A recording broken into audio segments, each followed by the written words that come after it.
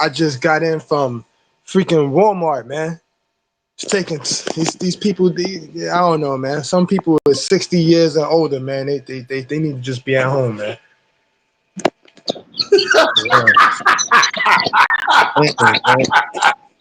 Oh I snap! got, you know what I'm Look, saying? I got a lot of patience, man. But when it comes to being in the stores, I don't know. I guess I still got like that New York, still got that New York mind where it's like we got to get it and go. Like crazy, hey, man. hey, I'll be the same way. I don't even go when I go get gas, man. I don't even like going in there to get receipts or nothing, because when you dealing with people that take all day, you open it up for somebody to run up in there and hold the whole, to stick up the joint. You know what I'm saying? So that's why I be like, nope, I don't go in there, man. Yeah, Man, I'm glad you was able to. Man, we here another week, man. yeah, So yeah. hey, we about to get right into it, man. Just for y'all that's tuning in on my, I'll upload this to my YouTube channel. This is my boy, my brother David from the No Compromise podcast. I need to go check him out, and he on Instagram. I need to get my butt back on there as well. On Instagram, handling business. This brother always has and always been spitting real facts. Uh, and I'm glad to have him back. You already know what I'm about to get into. The first thing I'm about to ask you is, what did you think about the Will Smith slap? Oh wow, What did you think about wow, wow. Okay, so just about the smack. So about the smack, right? I have different feelings, different perspectives on it, man. I don't think it's any different from anybody else's, but I guess to maybe some it may be different. But I think I look at things, man. When I see things like that, I look at it literally. I also look at it symbolically as well. Um, and I guess that's like one of the problems we just have as black people. We look at everything symbolically, which is why we settle for less. But I with the Will Smith smack,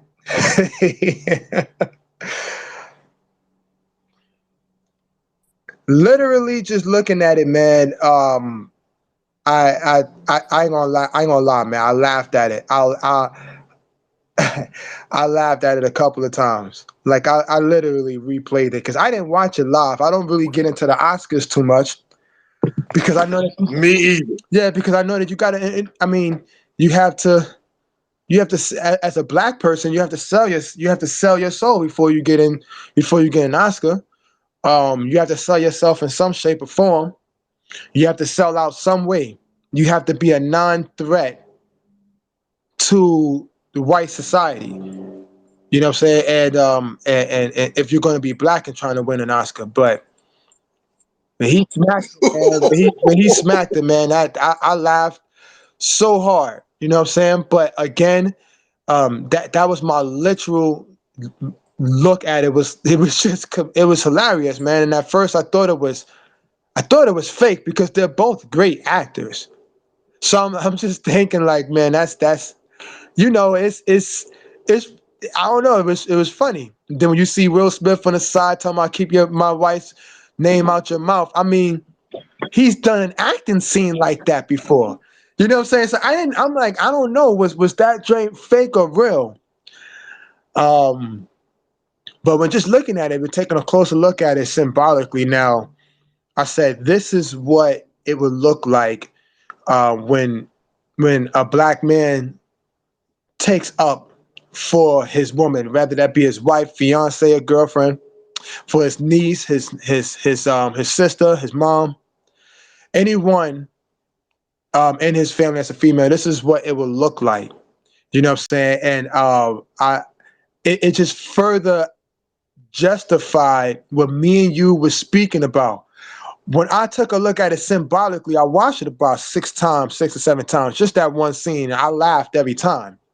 But then I said, this is what me and Warren G was talking about when you talked about and you frequently talk about transitic trans what is the word you say, transitic value, just holding each other in a high value and what it will take.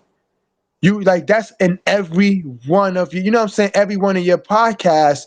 That's one of the, I mean, you talk about many things, but that's one of the biggest things you always bring up, just as a challenge to black Facts. people. Yeah, so I'm just Facts. looking at it and I'm saying this is what we was just talking about. Like I'm not Facts. saying that you got to go out and clap every dude just to show that you value someone. However, when it's just a symbolic view of it. When a dude gets out of line, you think it probably wasn't so bad until you looked over and you saw your wife didn't take it that way. Then it's like, oh nah, okay, so she's taking it a certain way. Now my feelings have shifted all the way to the left. I'm gonna go up there and handle this. And it basically brought me back to this whole big barrage that I just been getting from like within the last week. When I go at this fellow Kevin Samuels, a lot of his little league gang, they just come at me. So they've been coming at me real hard on TikTok, everywhere, Facebook really, really hard. And they just been coming at me really hard. And For real? yes, I didn't know that. yes, yes. I, Yes, absolutely. It been coming at me really hard, man. But yo, it's what it is. I stand on what it is. We have to have a value system in each other, and that means for our women, despite their flaws, despite their imperfections, we got to stand by them. I understand that a lot of them, a lot of skin folk and kinfolk, I get that. Those are the people we exile. But for the others who haven't necessarily denounced the black community, they just put kind of like a black eye in the black community a little bit, but they don't denounce it. You know what I'm saying? We still have an obligation to stand by them as men and women. The women got to do the same for the men, and men got to do the same for the women. And we got to say, yo, only we can get on each other like that. We can go up to each other and do this, or we can say, well, whatever we want to say to each other behind closed doors. And it just validated, because me and you spoke about valuing and self-hatred within the black community. Then the following week, I came out with this Kevin Samuels thing, and a lot of dudes did not like it, and other dudes did was in for it. And then the following week, which is this week, this happened. The smack happens. So I said, yo, this validates. This just validates what we were talking about.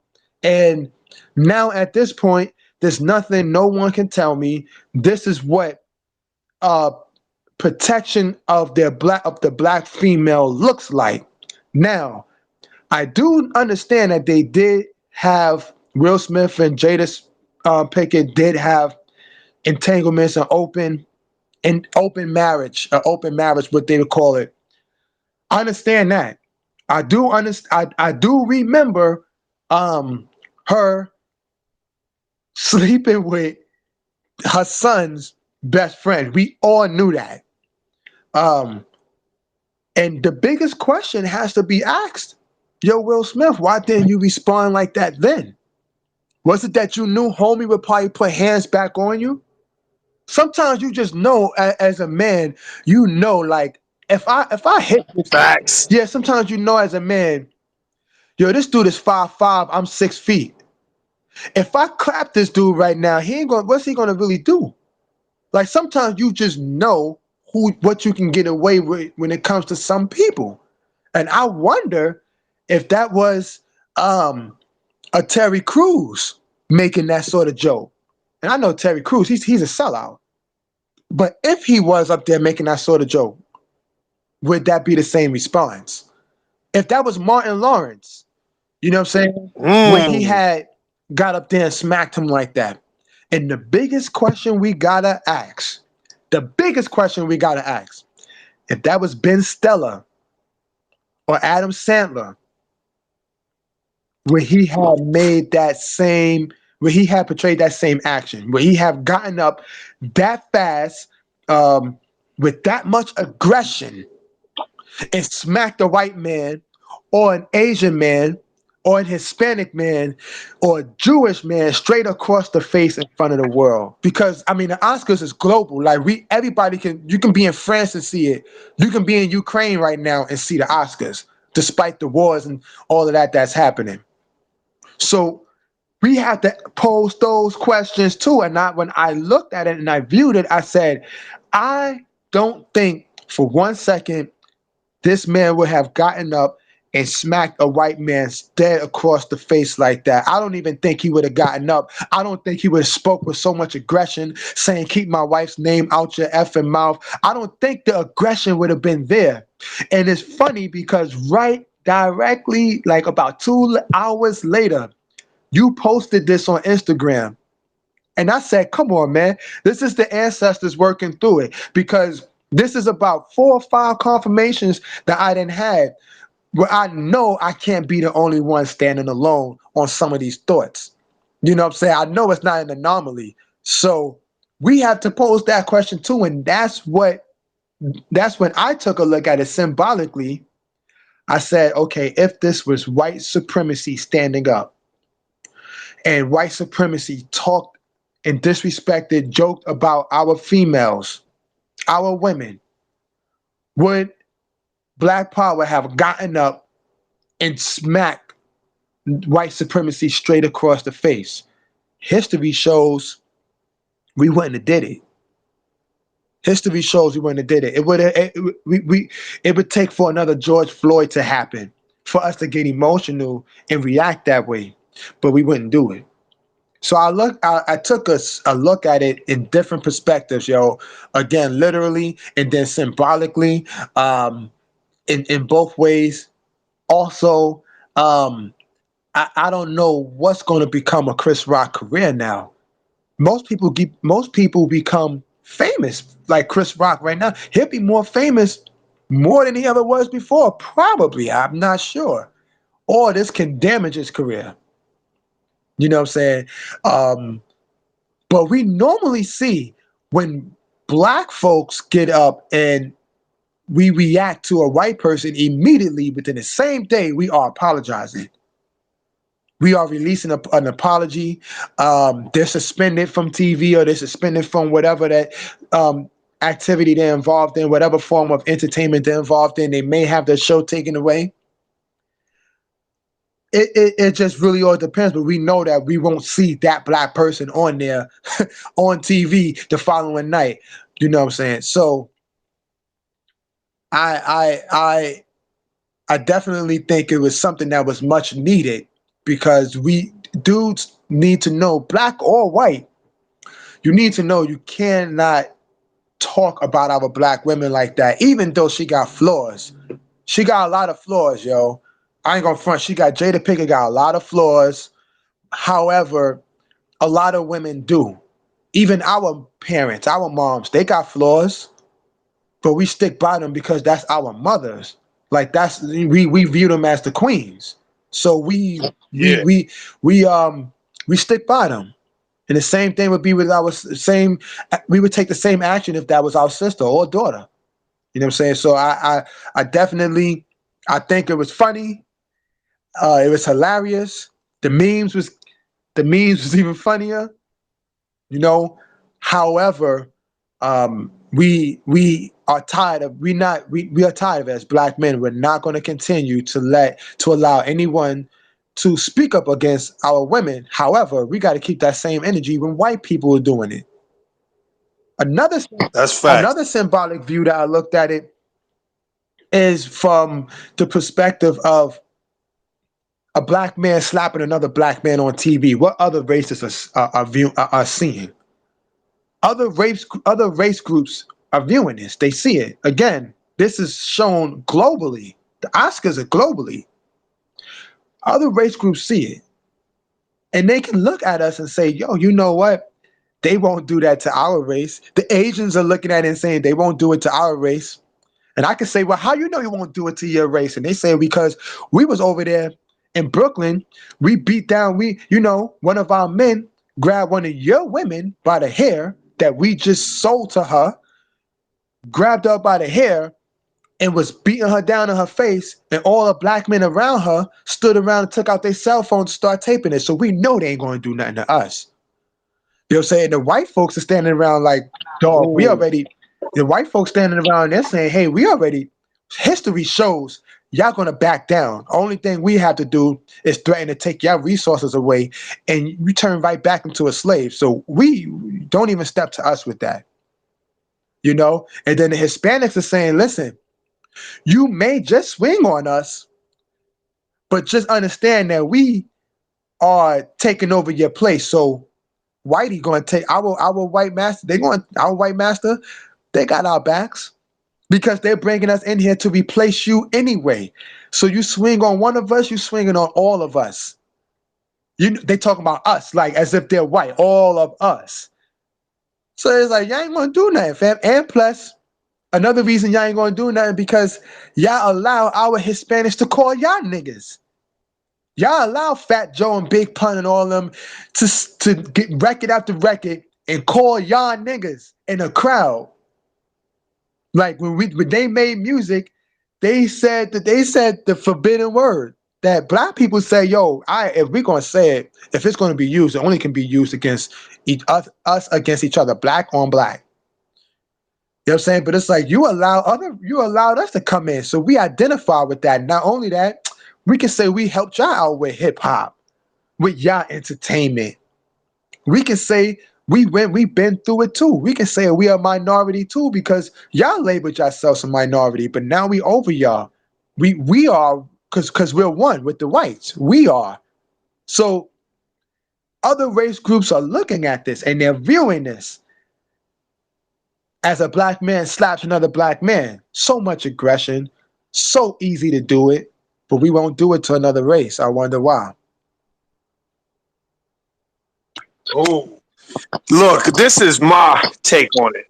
Now, my take on it is real simple. When I look at the Jada Pinkett stuff, that's not new to me. You know what I mean? The new, the open relationship, all that. That's not the problem. The problem that I have with our lovely sister, Miss Jada Pinkett, is you got on that Red Table talk show and you publicly humiliated and shamed Snoop Dogg, one of our icons in LA. And you would have never done that to a white person because the white person would have never went on your show because they would have never allowed you to do that. And that's where my problems lie because you can't sit from a standpoint of condescension.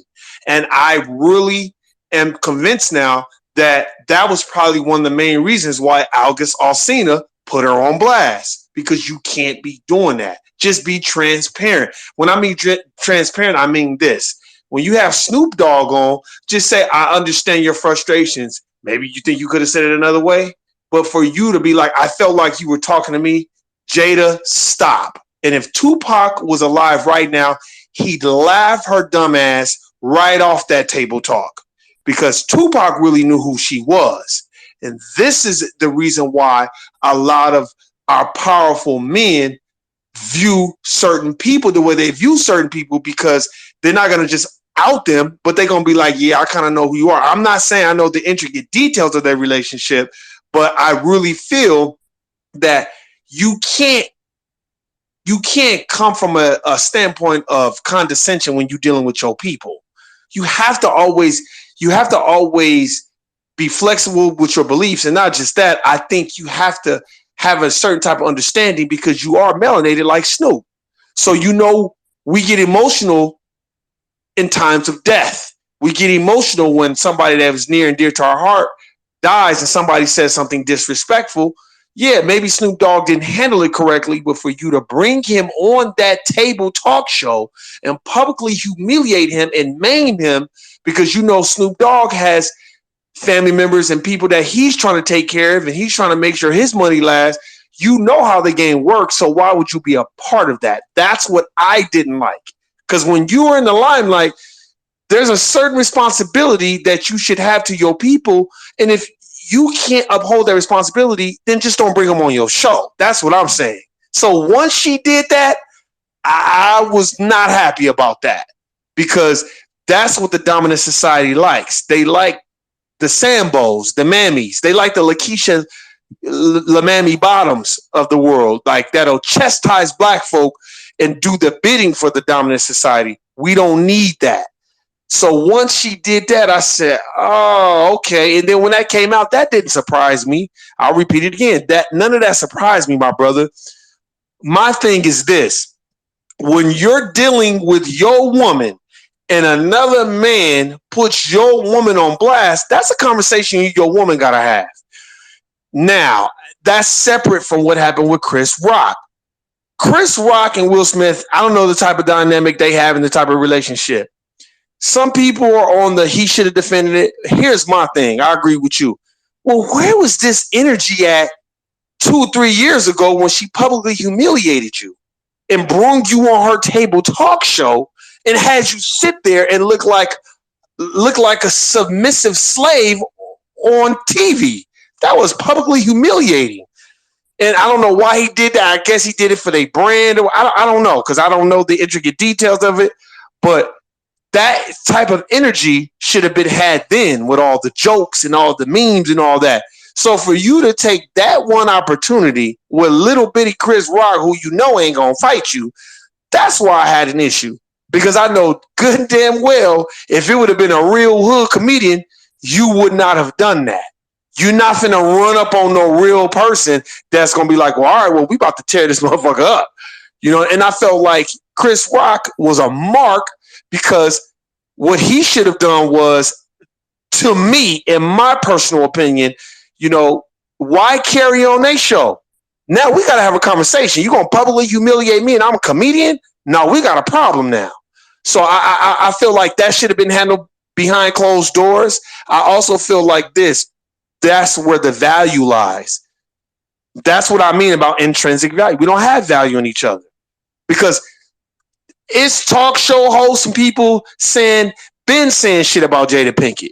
Been saying it. Jada Pinkett was the main one talking about Oscar so white because Will Smith didn't win no Oscar. Well, then why you keep going?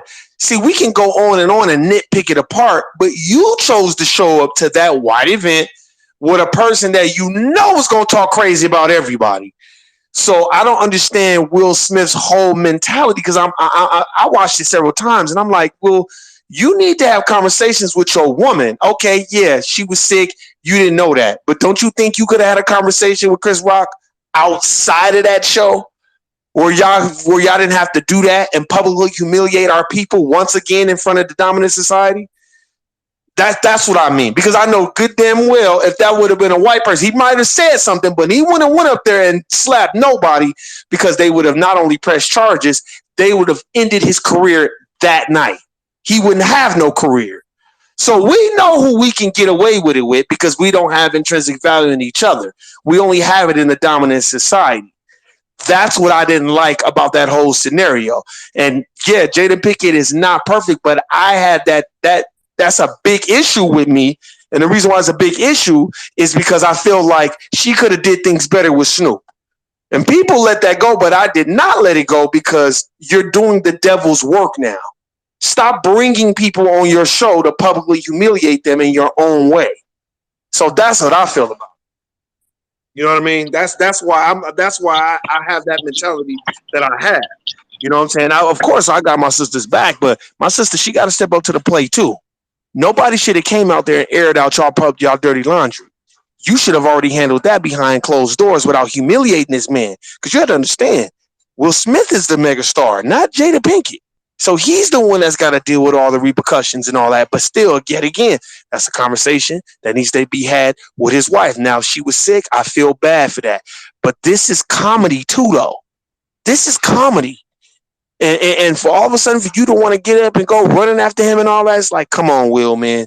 Y'all making a spectacle out of our people, and y'all done turn the Oscars into some ghetto shit that you know they're going to be like, all right, from now on, nah, ain't no niggas coming. Can't no niggas sit in the front. You know how they going to do us. They going to do us just like Las Vegas does the nightclubs on the strip. It takes one shooting. Guess what? No more white tees, dress shoes, and pants for every black person. And if you don't have that on, you ain't getting in the club. So that's what they're going to do with the Oscars. And I don't even know why we keep participating in it anyway. It don't mean nothing. There's no validation behind it. That's them validating your acting skills. Who cares? That's a fact, bro. And along with the Oscars, I think it's just a. I don't understand why. It's like I do understand, but just the logic behind it, I don't understand. I understand the psychology part behind it, but the logic I don't. I don't understand logically why black folks feel the need to participate in the Oscars. Like, why do they become so emotional? Why are they fighting so hard to be a part? Yeah, but but traumatically, I understand because we don't have our own nation here in America. Like I always talk about, we need to have our own nation, which is what we're trying to accomplish that now. It's been a very, very long time coming, but we don't have our own nation. So because of that, we always feel left out. Not only that, we've always felt like Master's Ice was whiter. So instead of creating our own entertainment, our own award show, I'm talking about our own Oscar, not the Source Awards, our own Oscar Awards, where we appreciate each other properly. We won't do these things though. Number one, financially, we don't own or control anything in entertainment. So financially, we just can't as a whole. But the whites and the Jews and the Indians and the Middle Easterns, they do. So they own and control. They can control who wins, who doesn't, who name gets put in the hat, who doesn't, who's going to be nominated, who's not. They control that stuff. We are the ones that's going so hard, playing in 2 and 3 movies a year, just so we can try to get that Oscar award. Because the Oscar award is like the top of the top, and if we can get that, we finally got validation that we are the greatest. When we could have told each other that. You know what I'm saying? But it's like we need, psychologically, we still need white people, and specifically white people. We need them to validate us and say, here goes your award. He's a good nigga actor, you know. So Facts. we need that, but we don't understand that we really don't need it. But if we looked at the entertainment from a nation standpoint, then we will understand that we don't need them to tell us anything. We create the greatest entertainment ever. Facts. Ever. We don't have to make horror movies to be great. That's them. They make all of the blood and the gore and killing, and that's them. That's psychologically crazy, bro. This is their mindset. You know, so we would have to get out that me mentality, which is the European mentality, and get into the we society, the we. And therefore, we get into that we don't have to participate in the Oscars. They need us to participate in the Oscars. How great would the Oscars be without black folks there? I mean, they'll just have their shows, but it ain't gonna be. They need us, man. We the greatest actors on the planet, man. We the greatest actors on the planet. We show it time and time again. There's no white Denzel Washington. There's no white Will Smith. There's no white Angela Bassett. It's nobody. There's no Asian Angela Bassett.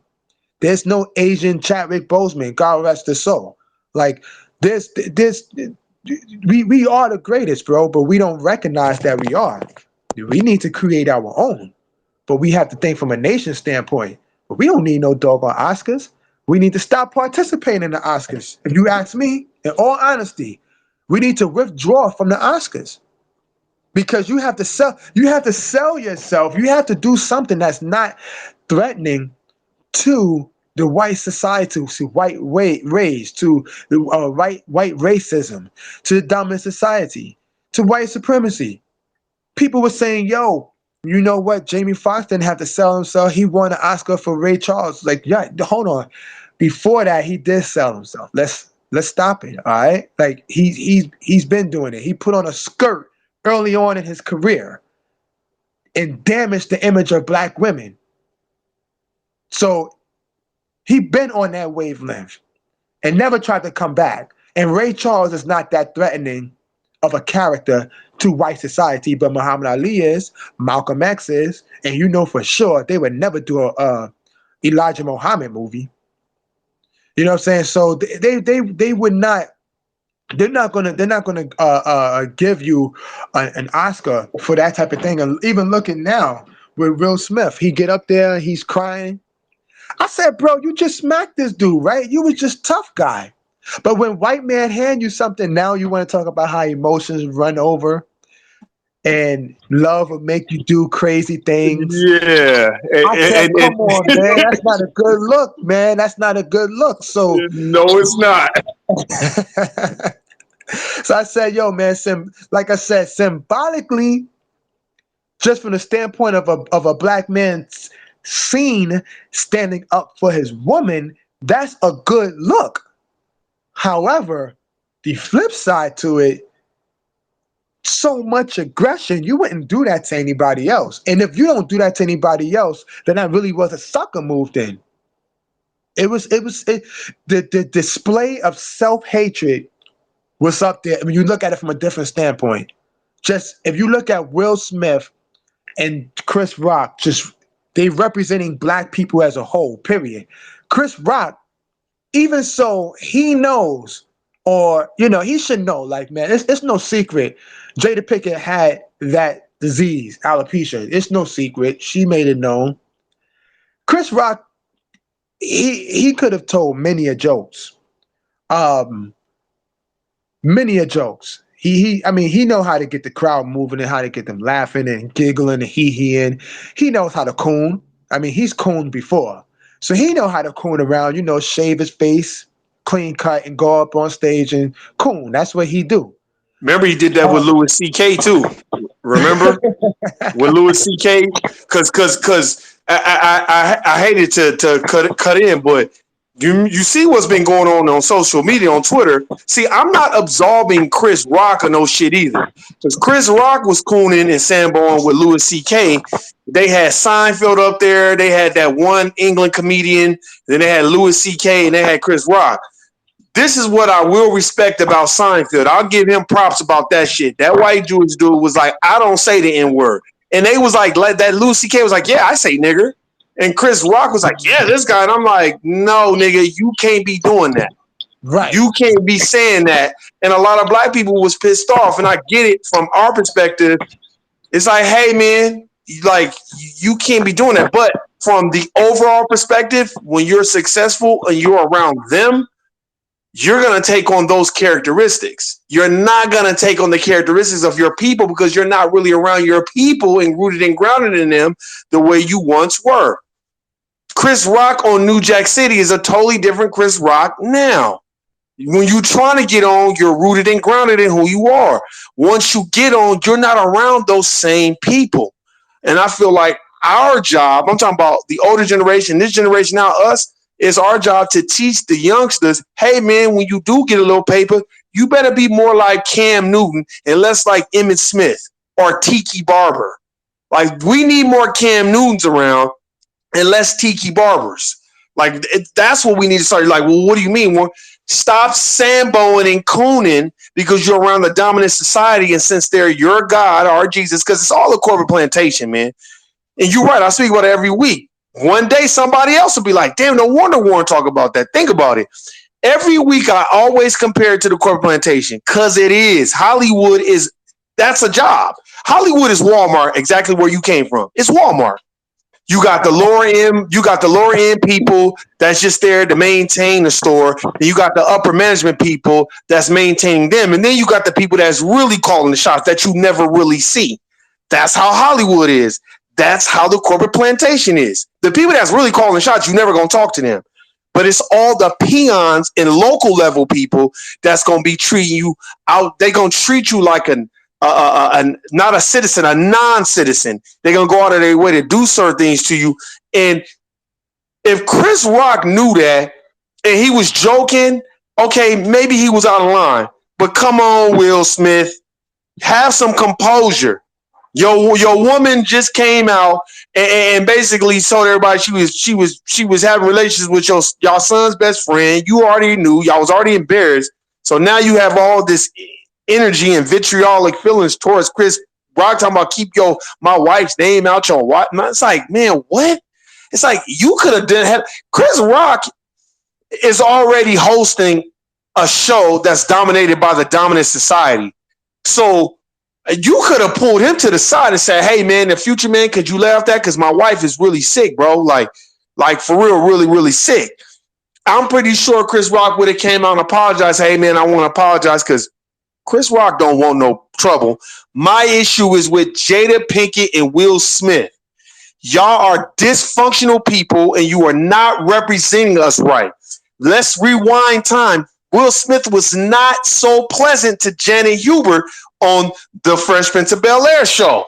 And then all this catastrophic events, all these catastrophic events started happening. Then you have a reunion and you want to apologize. And I get it. That's dope that he did that. Because, it take a real man to do that. But I think trial and error is the reason why he's having a difference of an opinion. But he's got to go through that maturation process. And being emotional with your people, we gotta stop that, man. That's what I don't like. We have to know how to articulate our feelings and not be so emotional unless it's money or death.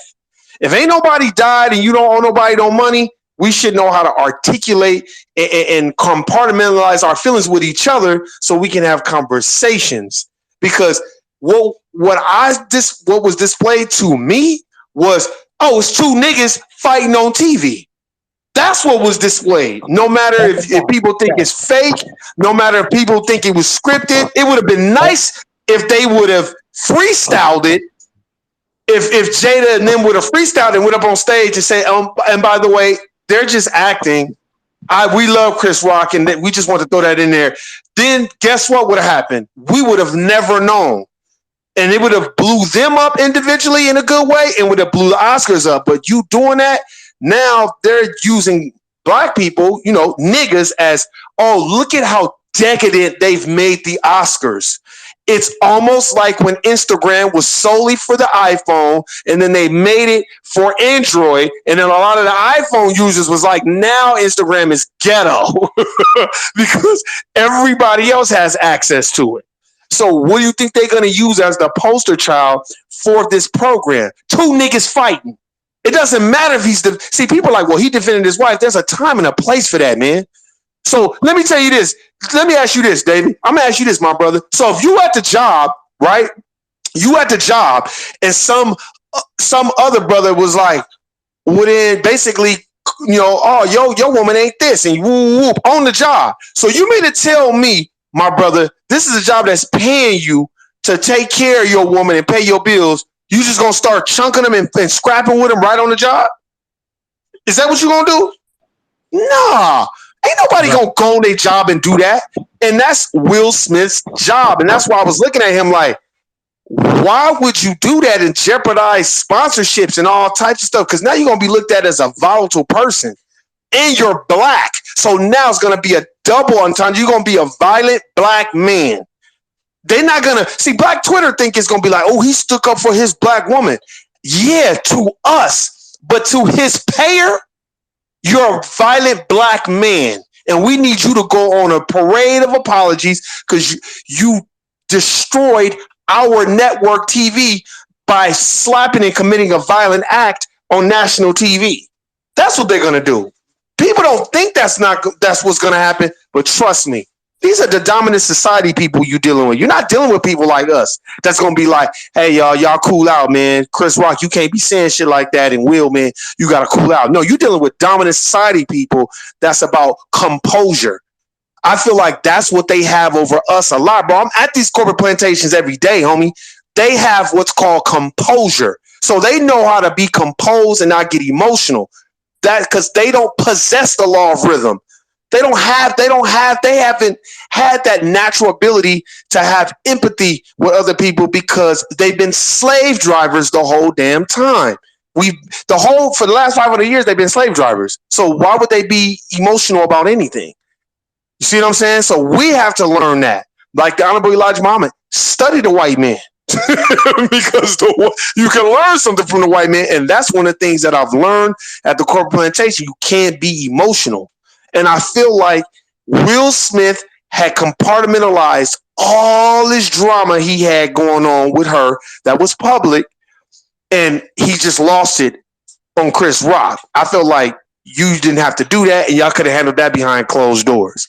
And you didn't represent us correctly, because Will Smith, nobody's perfect, but he goes around making these motivational speeches, and then you get up there and slap the shit out of somebody on national TV. It's like, and then under the guise of you defending your wife, well, he wasn't raping your wife, he wasn't harming your wife, and you can take it as disrespect, but there's a way to handle it, and that's what I'm saying. Right, right, and this is why we need to be able to have conversations behind closed doors.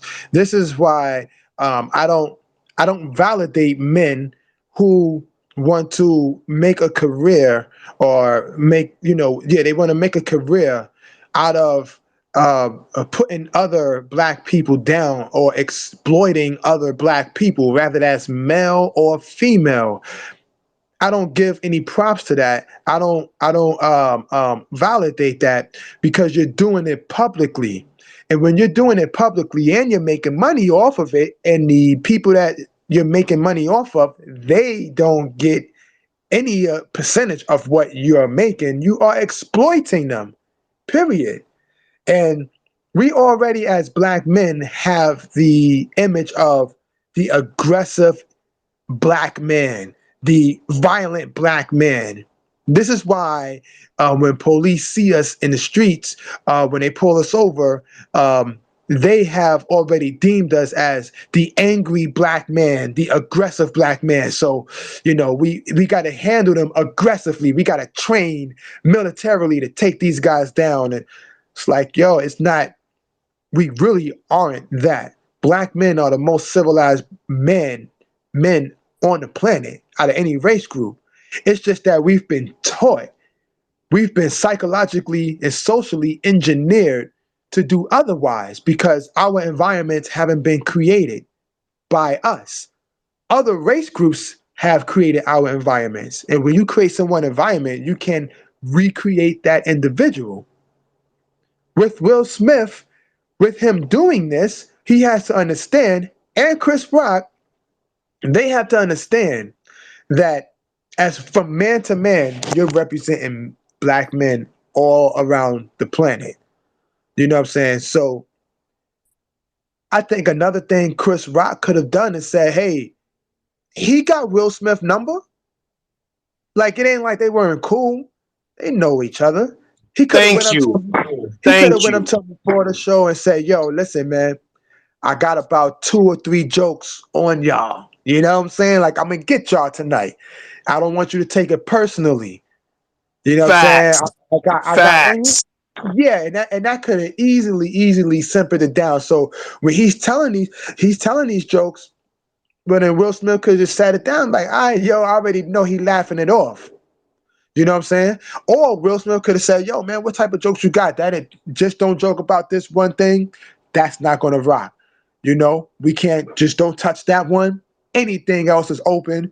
We're not talking about that situation with my wife. You want to talk about my wife? You could, but we're not talking about the entanglement, whatever. We're not talking about the alopecia, but everything else. You want to talk about her and Tupac? I'm straight with that. Everything else is straight.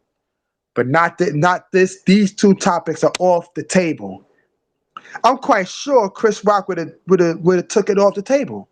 This is what white people do. If Ben Stiller or when Ben Stiller and Alan Sandler, when they get up there, they already know. The crowd already know who's going to get got.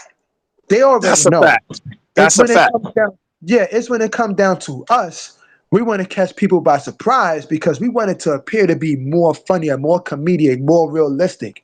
The reaction, we want it to be real. You know what I'm saying?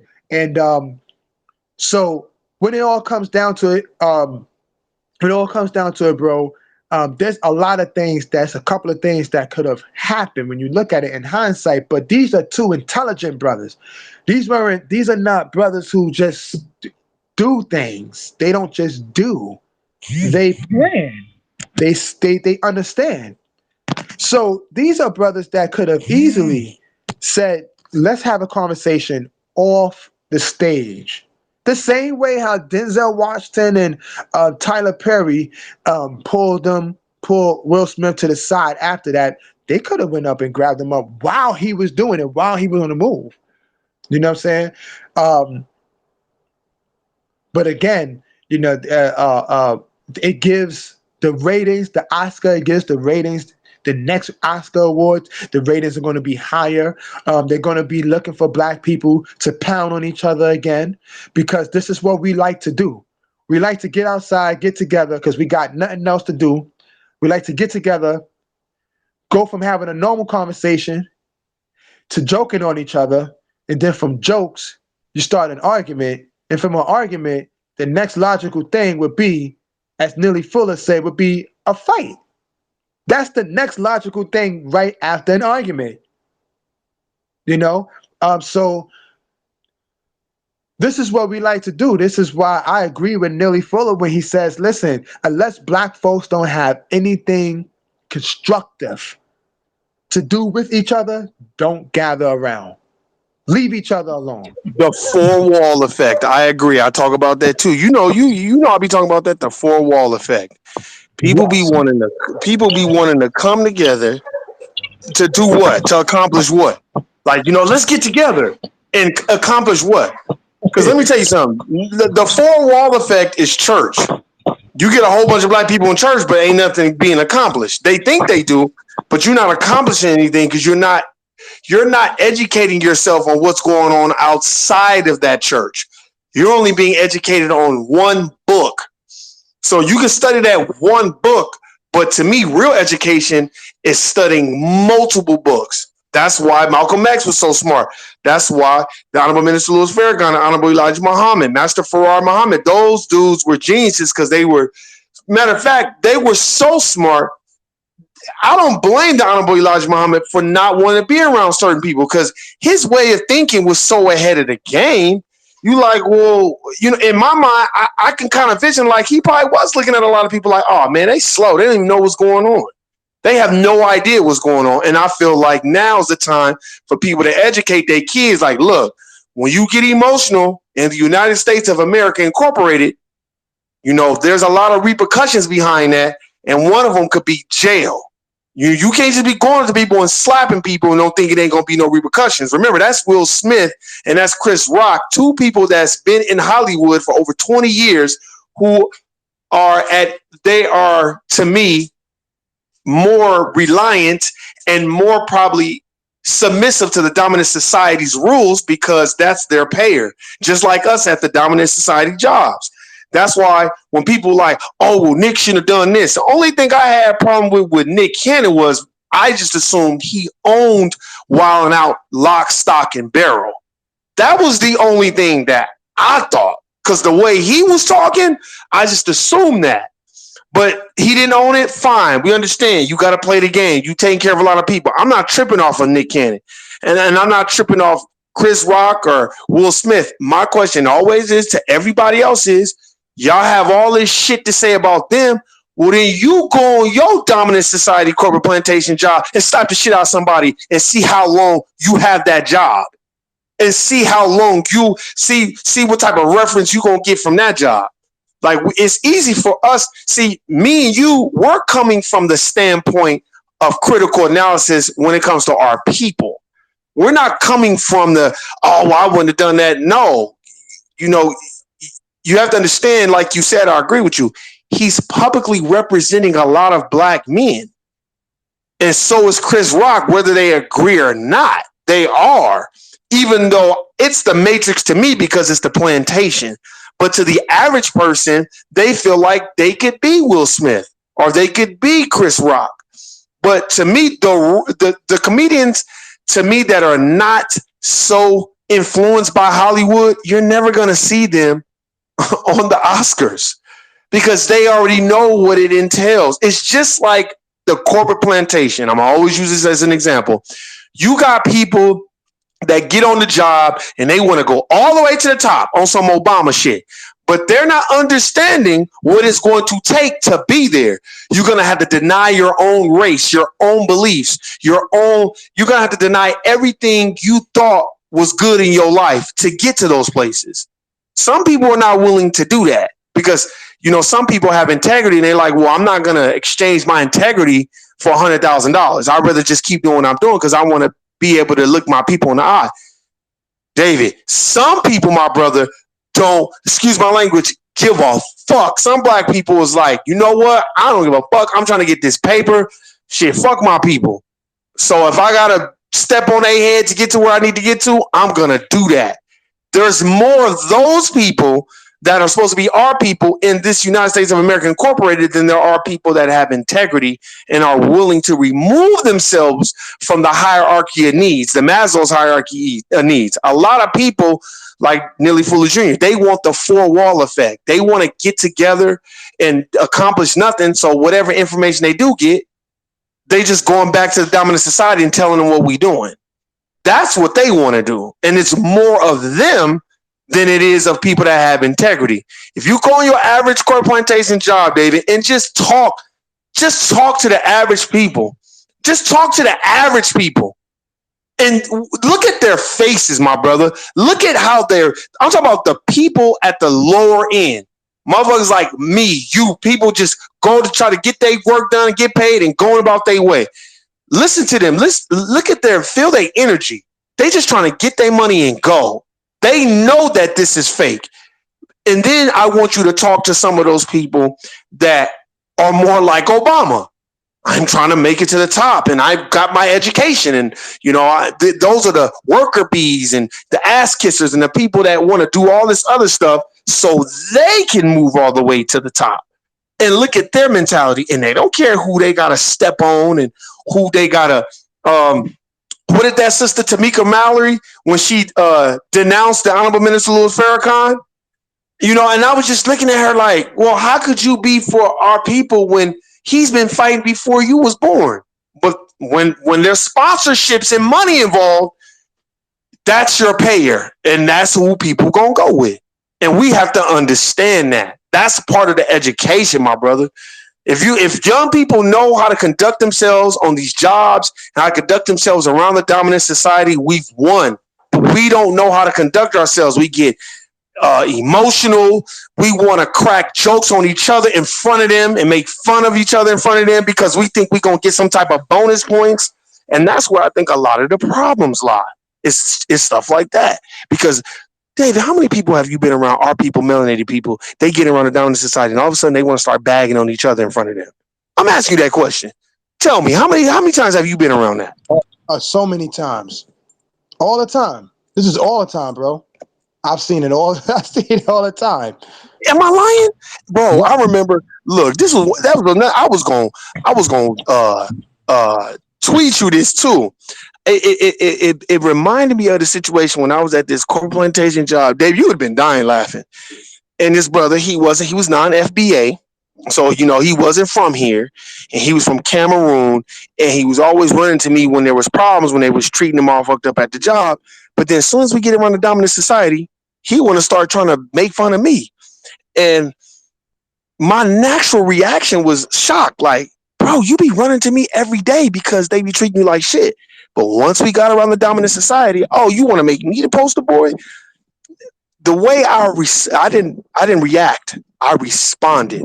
The way I responded, he was so embarrassed. He never tried that again. Matter of fact, he just stayed away from me because he was so shocked, because I think he was trying to get a reaction out of me. And when I responded, he couldn't see. You can react or you can respond. And I responded. And then after I responded, I said, hey, man, you're not dealing with no lightweight, bro. Like, this ain't my first rodeo. And after that, he left me alone.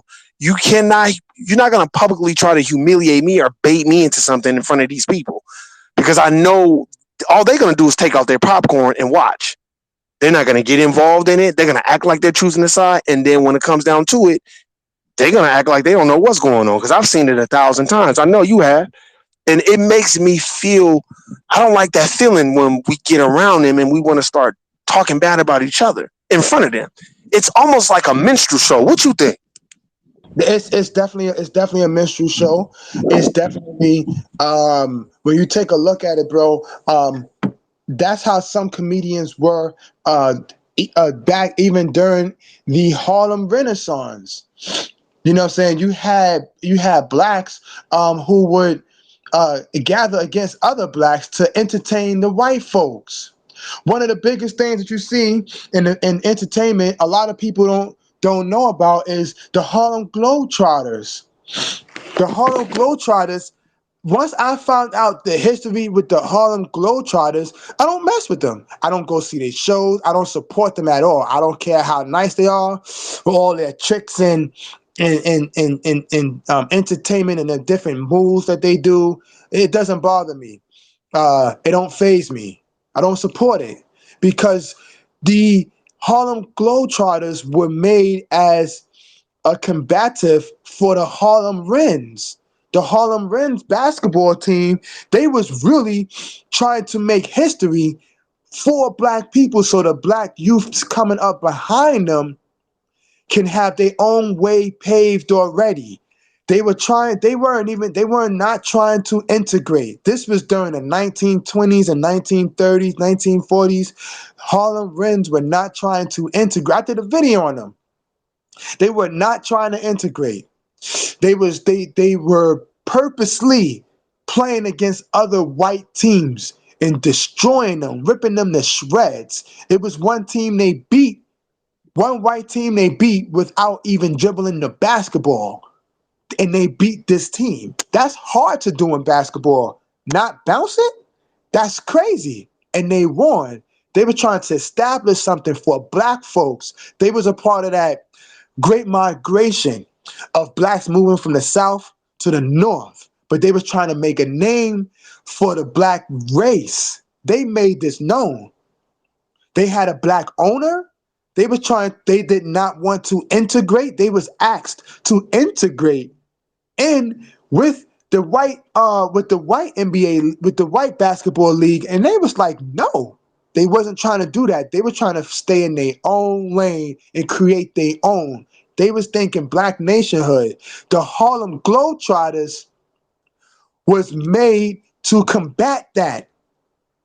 So as for these guys, though, with the Harlem Wrens are fighting through having lynchings, threats, and all of that happening to them during the game, and food thrown at them.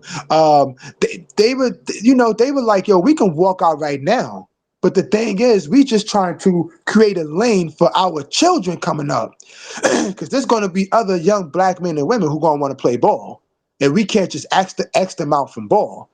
However, we also want to prove a point that we're not trying to integrate with y'all. We're trying to be better than y'all. We want to beat y'all. You know what I'm saying? They played other black teams. It wasn't like they just strictly targeted whites, but they were trying to flex their muscle in the direction of white supremacy. That's what they were trying to do. So they were purposely playing in the areas in which black folks were being lynched and all of that. They were purposely playing in Mississippi and in Georgia and even up there in the north in Chicago and Detroit. They were trying to make a statement, bro. So they were trying to fight racism. They were trying to fight white supremacy to create black supremacy. Not black inferiority, but black superiority. But then the Harlem Globetrotters, they were created by this white dude. I can't remember the name at the moment, but they were created by this white owner. And for them, it wasn't really about playing the game properly. It was more so of just entertaining the white folks, making them feel at ease. So we're going to dribble around each other, be clowns. That's all that they were. Minstrel show on a basketball stage. We're just going to dribble around each other, throw it around each other's heads. We're going to do flips. We're not really trying to win. We're just trying to make white folks laugh. This is our white daddies, and we're trying to get doggy biscuits. We're trying to get crackers and graham crackers. That's all that it was. They were trying to be accepted. As for the Harlem Wrens, they didn't want to be accepted by white folks. They wanted to be accepted by their own kind. But they knew that they had to prove a point to these young black men and women, these young black youth, that, yo, you know what? You can beat them, but we can also play in our own lane. We don't got to be a part of them. But don't get twisted. We can beat them. So this is just what it is. We get around other white folks, and we feel the need to entertain them because that's post-traumatic slave syndrome. That's what we're used to doing. We're used to getting around them and saying and just strictly talking negative about our own brother or sister because we may not want them to be sold down the road to Master Samson because Master Samson is a rapist. We don't want our children to be sold, so we're gonna start, hey, no, she's dumb, sir. She's retarded, sir. No, she's ugly, sir. So the slave master say, okay, I ain't gonna sell them. She dumb, she's stupid, like the mamas and said. And nobody know better than mama. Okay, yeah. And they leave her alone. It's like, whoo, we ducked the gun on that one. But then we even got to a point where we were even joking on each other during slavery and before slavery. We had the numbers type of game. We had these different type of games which we made rhymes out of snapping on each other, yo mama jokes, all of that. That stuff isn't nothing new, but we translated that now to when the white race is looking at us. We say, yo, we can make them laugh a little more. We can get some money doing this. We can be, and now all of a sudden we're comedians, but look at who we're joking up against. I have an issue with Chris Rock when he said this. He said in one of his stand-up comedies, he said, yo, you got black people and you got niggas. Now, I understand what he's saying. I understand from the hood. So I understand what he's saying. But what he put out there, it was a bad long-term effect because black people and other races began to look at that and say, well, there is a separation. You got niggas and you got black people. Black people are the civilized people. The niggas are the one who is stealing, who is robbing, who is committing all these different type of crimes. But they don't tell you why these resources was pulled and how these brothers had to result into robbery and stealing. I don't validate it. I don't think any man should steal from any man. But they don't tell you that these white folks allowed other white immigrants to come into this country and grab up all the resources that belong to us and buy up the stores and businesses in our neighborhoods and sell it back to us as a carbon copy. And that's not enough for us. And then they deny us employment rights and all, you know what I'm saying? And housing rights. They deny us all of these things because our brothers got felonies for things that they shouldn't even have felonies for. Crimes they did not commit. They don't tell that part of the story and how these brothers had to resort into that and how these other brothers say, yo, how I'm going to pay for my college tuition. I have a felony, but I want to finish school. Yo, this job ain't paying me fast enough. So in order for me to pay my way through college, this is what I'm going to sell. I'm going to hustle, doing whatever I can do illegally. They don't talk about why those brothers resort into that. Now, again, I don't validate that. I don't say that's what we should do. I always think as black men and women that we are stronger. I wouldn't say we better than that. I would say we're stronger than that because we have all that it takes. But again, we don't own and control these things around us, and they don't talk about that. You know what I'm saying? So when you say that there's black people and there's niggas, people took that literally.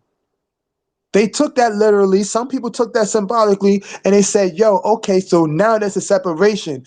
The black people like Terry Crews, that's non-threatening to white America. That's a black person, you know. But someone like Eric Gardner, he's a nigga, so we got to kill him. You know, and someone like a Jada Pickett, she's not a threat. She's going to get up there on her round table and she's just going to talk black people down. She's not a threat to us. but someone someone like Breonna Taylor or women like that, or someone like an Asada Shakur, they are a threat. We got to try to kill them. And they tried to kill our sister Ashada, but they didn't. Thank God they didn't. But she's a threat because she knows how to point the finger to the power structure, and how to point her people in that direction and say, hey, this is how we accomplish power. And she was doing it. Remember, you had her and Angela Davis. Angela Davis and her, they both were were on the FBI's list. But Asada Shakur is on a different wavelength.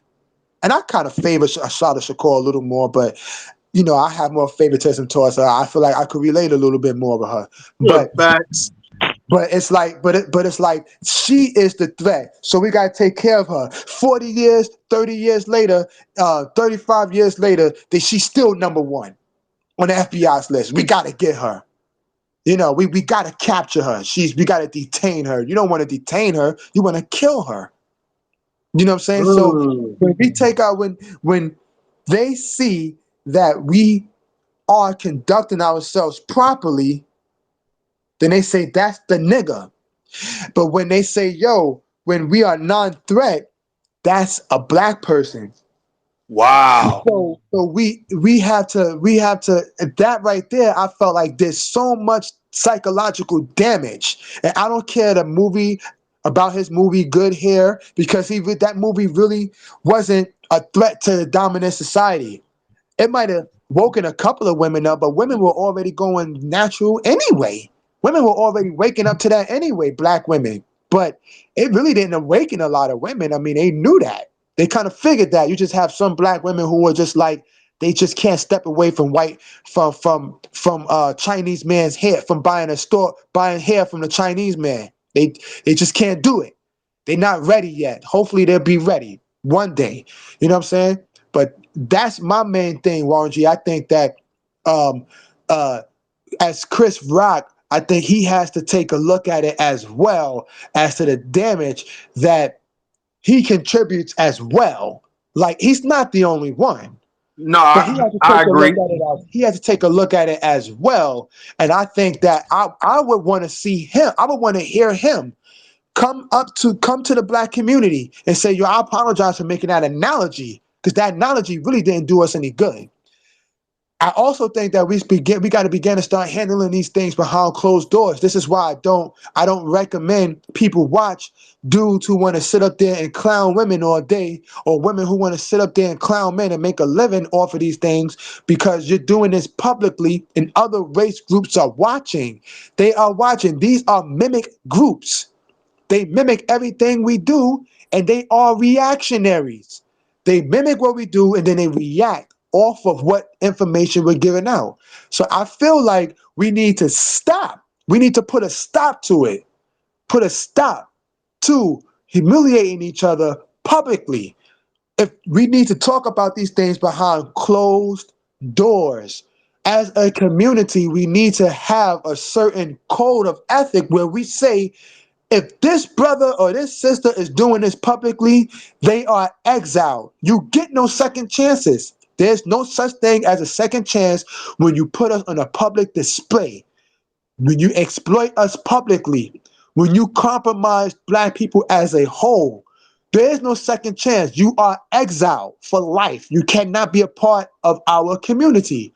You cannot give enough. I'm not saying we can't forgive them. We can forgive them. You just can't be a part of. Not here in America. Maybe you can be a part of the black community in Jamaica. Not here in America. The black community here, we are a nation. We should have a no-nonsense policy for this type of behavior. This type of behavior, if we did have our own nation, I feel like personally, this type of behavior that those two engaged in deserve for them to be exiled. No nonsense, because if we allow it and say, well, we'll kind of like just talk them through so they won't make the same decision next time. We didn't had about 300 years of that, of people making the wrong decisions. We got to come to a point where we have no nonsense. It's a no nonsense. This is mandatory. You're exiled. That's why I feel like we got to get into the business of exiling people from our community. It sifts out the weak from the strong. We want a nation of strong black people.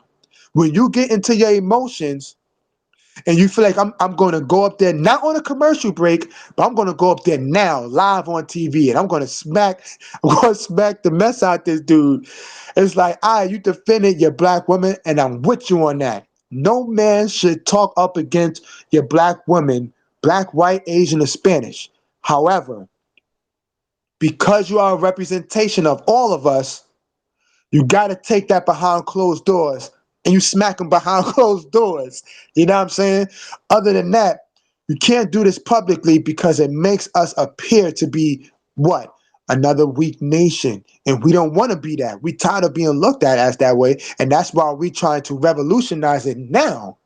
Right now, you have black folks trying to revolutionize it at the moment as we speak.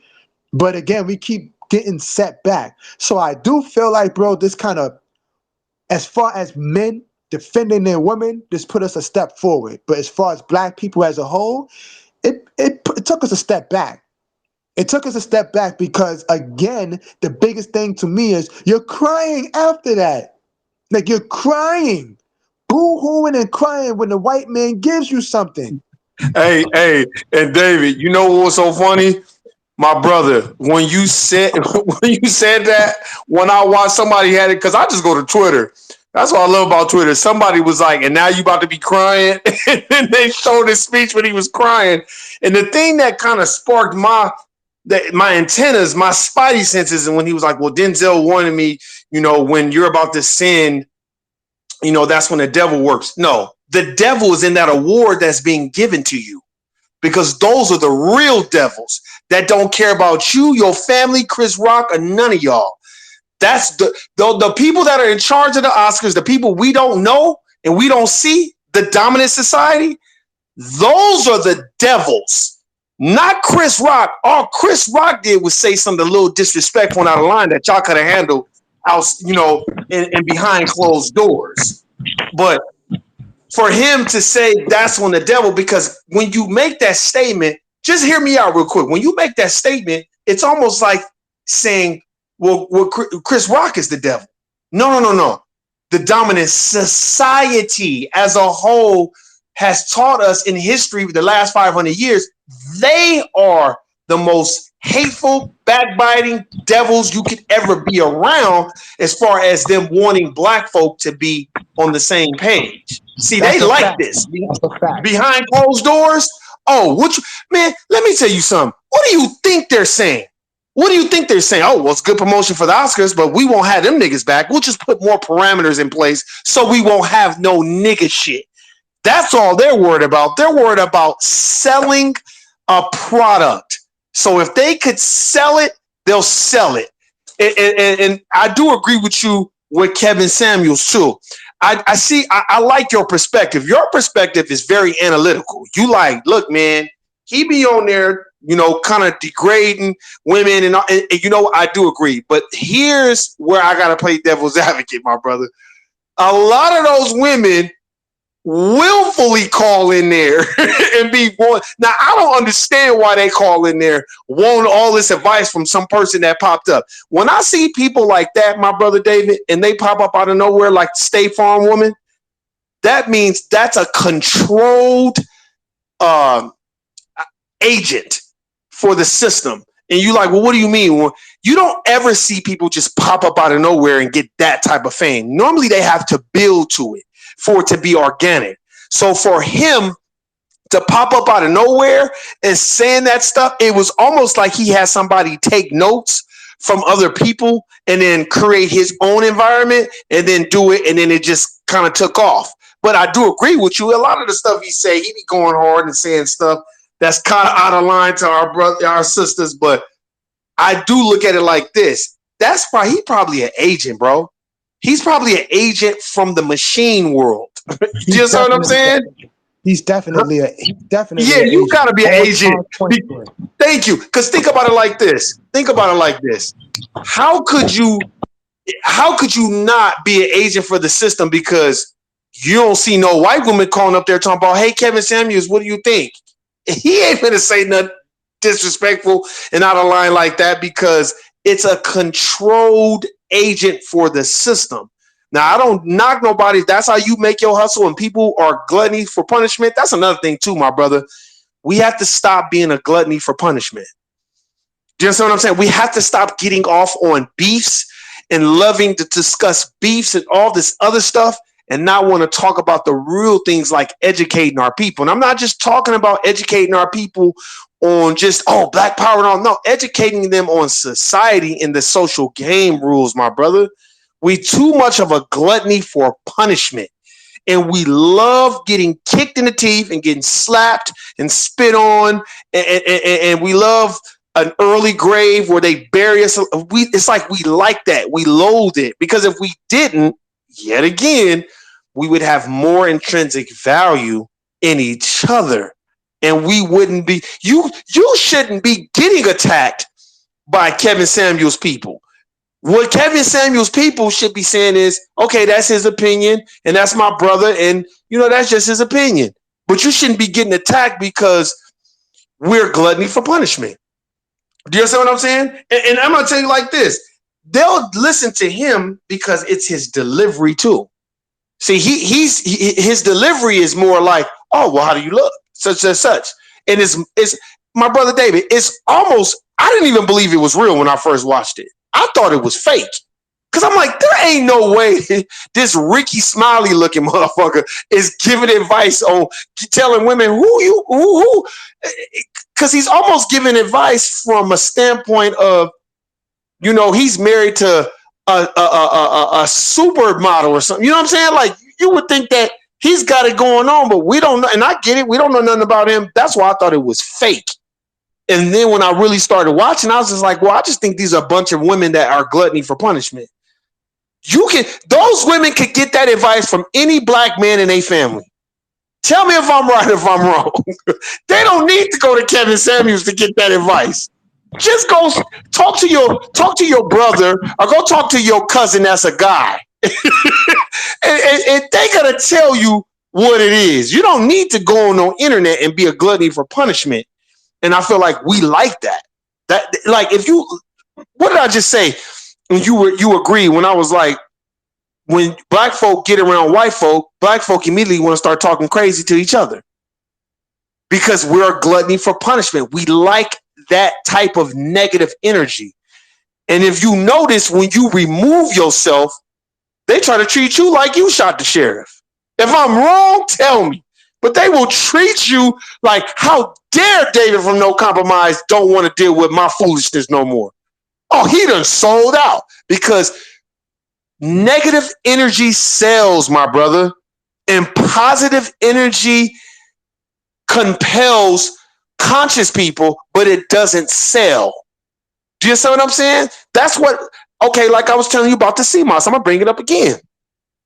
If it was black folk not messing with the CMOS and a white person came and picked it up, white people would buy it and black people would be buying it 10 times over. And then if white people was telling us, oh, I'm getting this, and then black people was telling people like Warren and David from No Compromise, I wouldn't get that CMOS, we would do the opposite and go out and buy 10 times more than what the black person is telling us because we like that negative energy.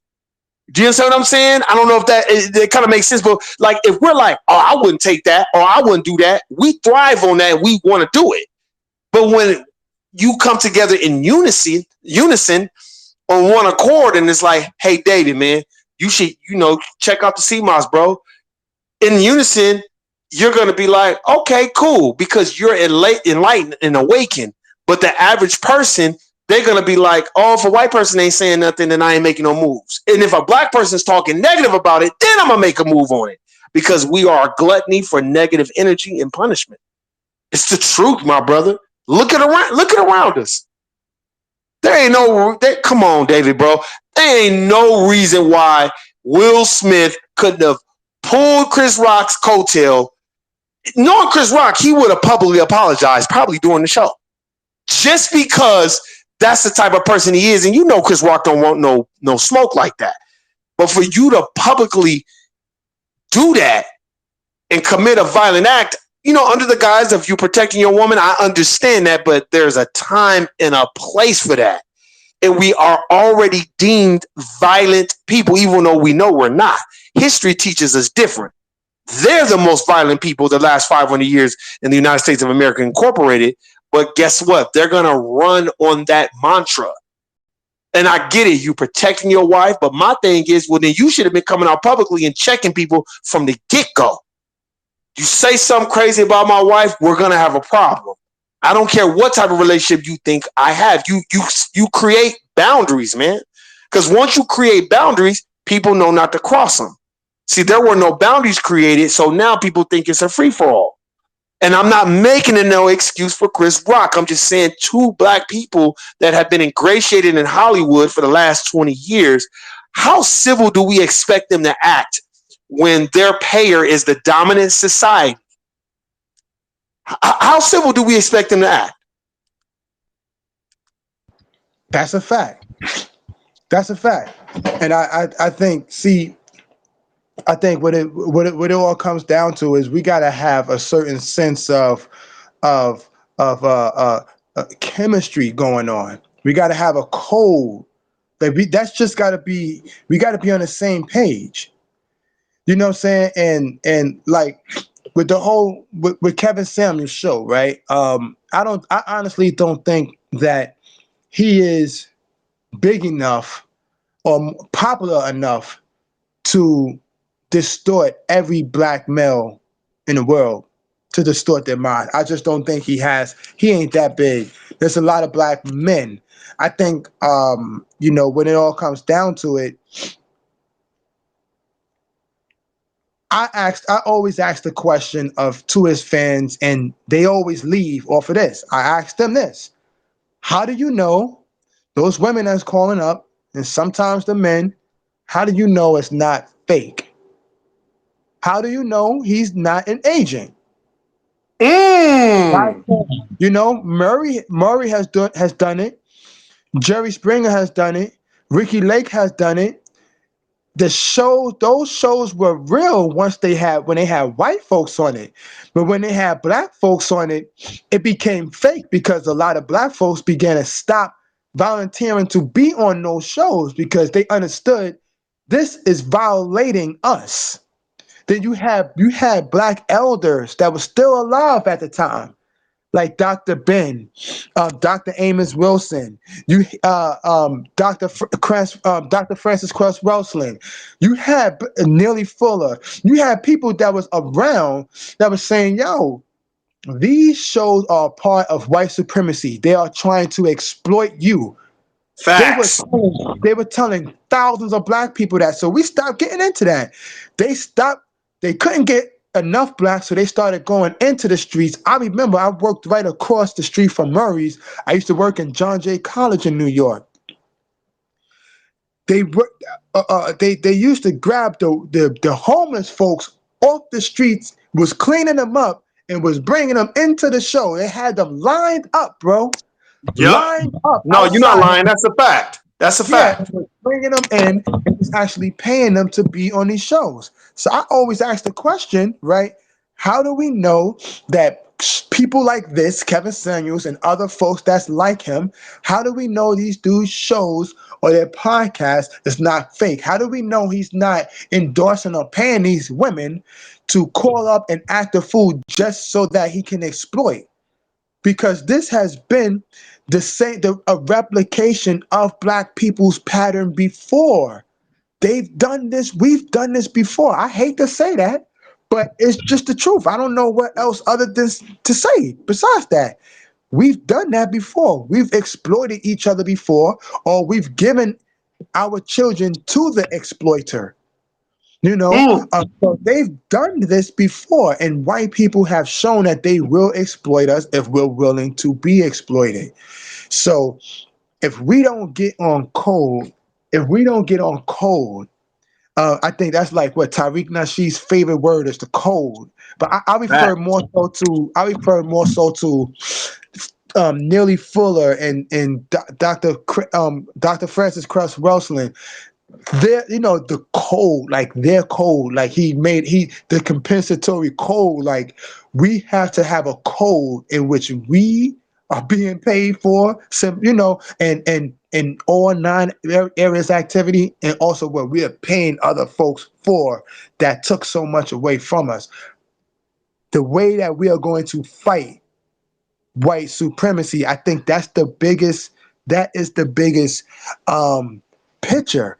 If we are not preparing our children to fight white supremacy so that the children after them can have a land of liberation, a nation of liberation, if we're not preparing them, then what are we really doing? So along with this Oscar nomination and this need to be on the Oscars, we don't need it. We literally don't need it. I know people want it, they feel like they need it because it gives them the final icing on the cake for their careers. They can finally end their career. But again, look at what you have to do. You either have to sell yourself in a sexual way. You either have to engage in a character that's going to be interracial, that sells your race out. Will Smith has done that. You know what I'm saying? Or you either have to get an address. You have to sell yourself out. If you don't sell yourself out, you're going to have a very, very hard time getting up there to the top. Denzel Washington, right? Denzel Washington, when he played I forgot the name of Training Day. Notice he never played another character like that. He really don't like that character. His fans really wasn't digging that. I mean, we looked at him and said, man, he played that good, but we really wasn't digging Denzel Washington in that area. We're used to the smart talking Denzel Washington who always got something quick to say in the movies. He always got an answer for everything. He knows when to just cry right there on the dime. Like we're as a black people, we're used to that one. We're not really used to this other one, this gangster, this hood, this hypocrite type of Denzel. We ain't really used to that. So when you look at things like that, I have to ask the question too: how did Denzel win?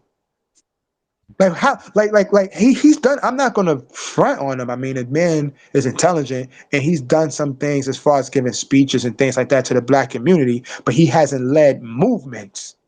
He hasn't led movements. He's paid for people to go through school and he's catered to people's careers, but he hasn't led a movement with the power that he has. A movement saying this is what we're going to do.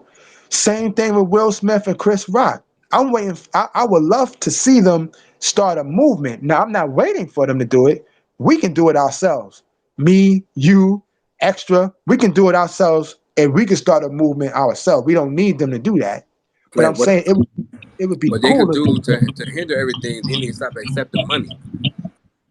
Yeah, that's why I want to get. Yeah, let's get extra bad news in here. What you think about what my brother just said right here? Give us your perspective. What you think? I agree. Like I said, like they know us as blacks men, and we tend to prove them right. Like you give them opportunity, like money wise or notoriety, they tend to do whatever it takes to get that. In order for me to hinder them, and for them to double back, like wait a minute, like they catching on. Stop accepting it. Like now, I don't care how much money I don't care how much money you give me. I'm done. Look at Kyrie Irving. He took a pay cut for him not even playing in the league in the home games. And look what happened. They realized, like, wait a minute, the fans is behind him. Let us overrule that and let him start playing home games now because it's messing up our brand. It's messing up our money. You know what I'm saying? All this controversies is not. They talk more of negative things than positive things when it comes to the NBA now because of the Kyrie Irving situation and what he did. They've thrown like, hey, listen, man, we're gonna take a pay cut from you. You're not gonna get paid this amount of money during games. He's like, so what? I'm still not getting vaccinated. Let me wait. Don't stop at that. Don't look. My boy gonna know. I like to ask questions because I like that perspective. Let me ask you another question. What do you think the other NBA players? How do you think they felt about Kyrie taking that stance? Give me your perspective. How do you think they felt about him saying, well, no, I ain't taking that shot? For two reasons. One, they feel stupid for them taking it. And two, they feel like that if I should have just waited. Or I should have followed behind them. But like since they threw money in their face so much, they like, dag, like now you know what I'm saying? Some of them might not even care. Like, well, you know, I'm following protocols as long as my record is clean, and you know they want to look at me this way. And some other players, I know some other players is kind of like hating a little bit. Okay, I like that. If I'm being not to play because of the vaccine, and you got this one player that kind of like putting a stain on the NBA in their eyes, but then yet turn around and everything got overruled. So he, you know what I'm saying, he didn't have to. I had to go through all the protocols, all the time meetings, and all the vaccines, and all the protocols during pre-games and stuff like that. And this man just decided not to play. He was still able to play, but he was just part-time. He just so happened to overrule. They overruled it, and he started playing full-time. Let me ask you a question. I've asked my brother David a bunch of times. Look, me and him probably like, okay, this dude dropping jewels. Let me ask you another question. Do you think the reason why we accept money, we accept that type of money, is because, we've never had it? Why do you think we will prostitute our integrity for money? Why do you think that? Like in the NBA, for example, like, why do you think everybody was shaming Kyrie because he took a stance and people were basically saying like, oh, I wouldn't mess up my $20 million. Why do you think people were doing that? The lifestyle that the people before them did, they want to have the luxury cars and the luxury, the whips, and try to live up to what everybody else's expectation is, rather than being themselves. So they're gonna cool. I want my mansion. I want my, $100 million whip. I want this, that, and third. So I'm gonna continue to do it. Kyrie Irving's like, I don't care about that. I don't care. You still not gonna tell me to do what I was supposed to do, and I'm a man first. A black king at that. We run this. You ain't gonna run me over for something that I believe in, and I expect my homeboys and other guys to stand behind me, and they didn't. So he's like, I'm still gonna be my own man. Just the same way how it's the Allen Iverson effect. Wow. He got crucified for him to being him. No, you're not gonna put me in a suit and tie. Like, I'm me. This is where I grew up. This is my hometown. I'm laughing because hey David, man, what you think about it? He's speaking facts right now, because I was thinking that too. I'm like, damn, he kind of like Allen Iverson in his time. Because Allen Iverson, you're right. He came with the baggy jeans, the big. Yeah, the corn. Allen Iverson. Everybody followed suit, and he took the whipping out of that. And now look at, you got people damn near wearing skirts, getting in their eyes, stuff like that. Hey, don't stop, my brother. Keep going, man. We need to hear this. You know what I'm saying? So he got crucified. And I'm a big Allen Iverson fan. He the reason why I started playing basketball, and he the one to help me become me. He helped me feel comfortable in my own skin and not worry about other people telling me to who I am. You know what I'm saying? And I thank him for that. So do you think? So let me ask you another question. Like I said, David already know. This is what I do. I like to ask questions. I like to get perspectives. What do you think about the 80s? Okay, our generation. I'm probably a lot older than y'all, but the 80s, 90s versus the mid 2000s, late 2000s. Do you feel like social media has played a big role at making this generation so docile to like wear dresses and do all that? What do you think? Why do you think that it is like that? 100%. One night, too many sources. Instagram now, it's Twitter, and I got Twitch and all the other stuff that it's getting notarized a lot. Back then, you barely had a phone. You barely had like a computer to see somebody what they doing. You actually had to come across path or hear from word of mouth. He sound like you, David. You sound like my brother David right now. Because this is the stuff man, we've been having these conversations every week, brother. We gotta get you. You gotta come back, man, because you dropping jewels. I'm definitely, yo. I know G for over He 30 been on the podcast. He been yo Warren G. He was on a couple of the podcasts. Yeah, because I'm like, his voice sound familiar. I'm like, this brother, he dropping jewels. Hey, let me ask y'all. I'm gonna ask both of y'all. Y'all can take it, answer however y'all want. I'm asking both of y'all. Yes. What do y'all feel about only Kyrie taking the stand when there were way more NBA players that was afraid of this vaccine and ain't nobody stood up for him? What do y'all feel about that? Oh, I'll please let me take this one first. All right, so I talk about this all the time, man. This is why I don't give too much recognition to a LeBron James. I don't. People see him as a hero, and they say they're like LeBron James. He does so much for the black community, and I'm saying, how? Man, he's giving scholarships to his own school. Yeah, that's what you read in wrong. LeBron James don't have his own school. He's donating his money to a school that was named after a white person. That he's donating his money to schools that is struggling with critical race theory to this day. So what are we really talking about? LeBron James, again, hasn't led or started any movements. He could have. You have people in the streets that started movements. But when he had a chance during that NBA season when they had that bubble, and the Milwaukee Bucks said, we don't even feel right about playing here, period, because of everything that was going on in Wisconsin. Wisconsin was about to explode. They said, we don't even feel right playing. The Milwaukee Bucks said, we ain't playing. So you had they just decided to offer the strip off a team, but you had LeBron James and Chris Paul, who was the head of the president and the head of the Players Association, the NBA Players Association, and they said absolutely not. There's no way. You cannot have this going on. We are not going. They said we got to talk about this behind closed doors. So they went and got behind closed doors. All we know is that the Milwaukee Bucks and other teams in the NBA were willing. The Milwaukee Bucks had did it, and other teams were willing. They just wanted to let them know up front so they can they don't come out there looking dumb shooting around. But they were going to be on cold. Milwaukee Bucks was about to start something. LeBron James said, absolutely not. We got to have a meeting. After that meeting, all of the players come out and they're saying, yes, we're going to play. And that's the same year the Lakers won their championship. So what are we really trying to pursue? Again, we got to take a closer look at it and say, what impact did LeBron really have?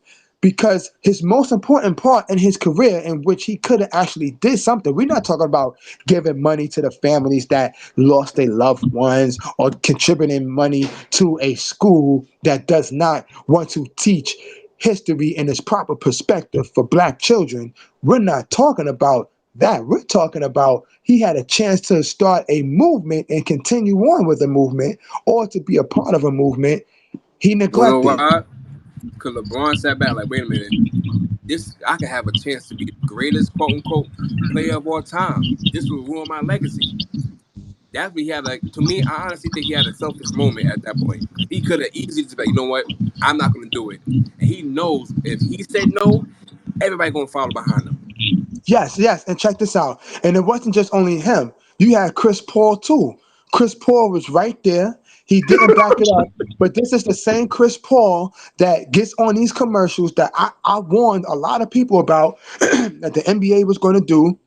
On Dr. Martin Luther King's birthday, they're going to get up there, they're going to talk HBCUs, and then they're going to have the sad song about how Martin Luther King died for us to vote and the Civil Rights Acts that was passed and how we've come so far. That's protocol. People have been saying that for like 20 years of the same thing, but just different wording.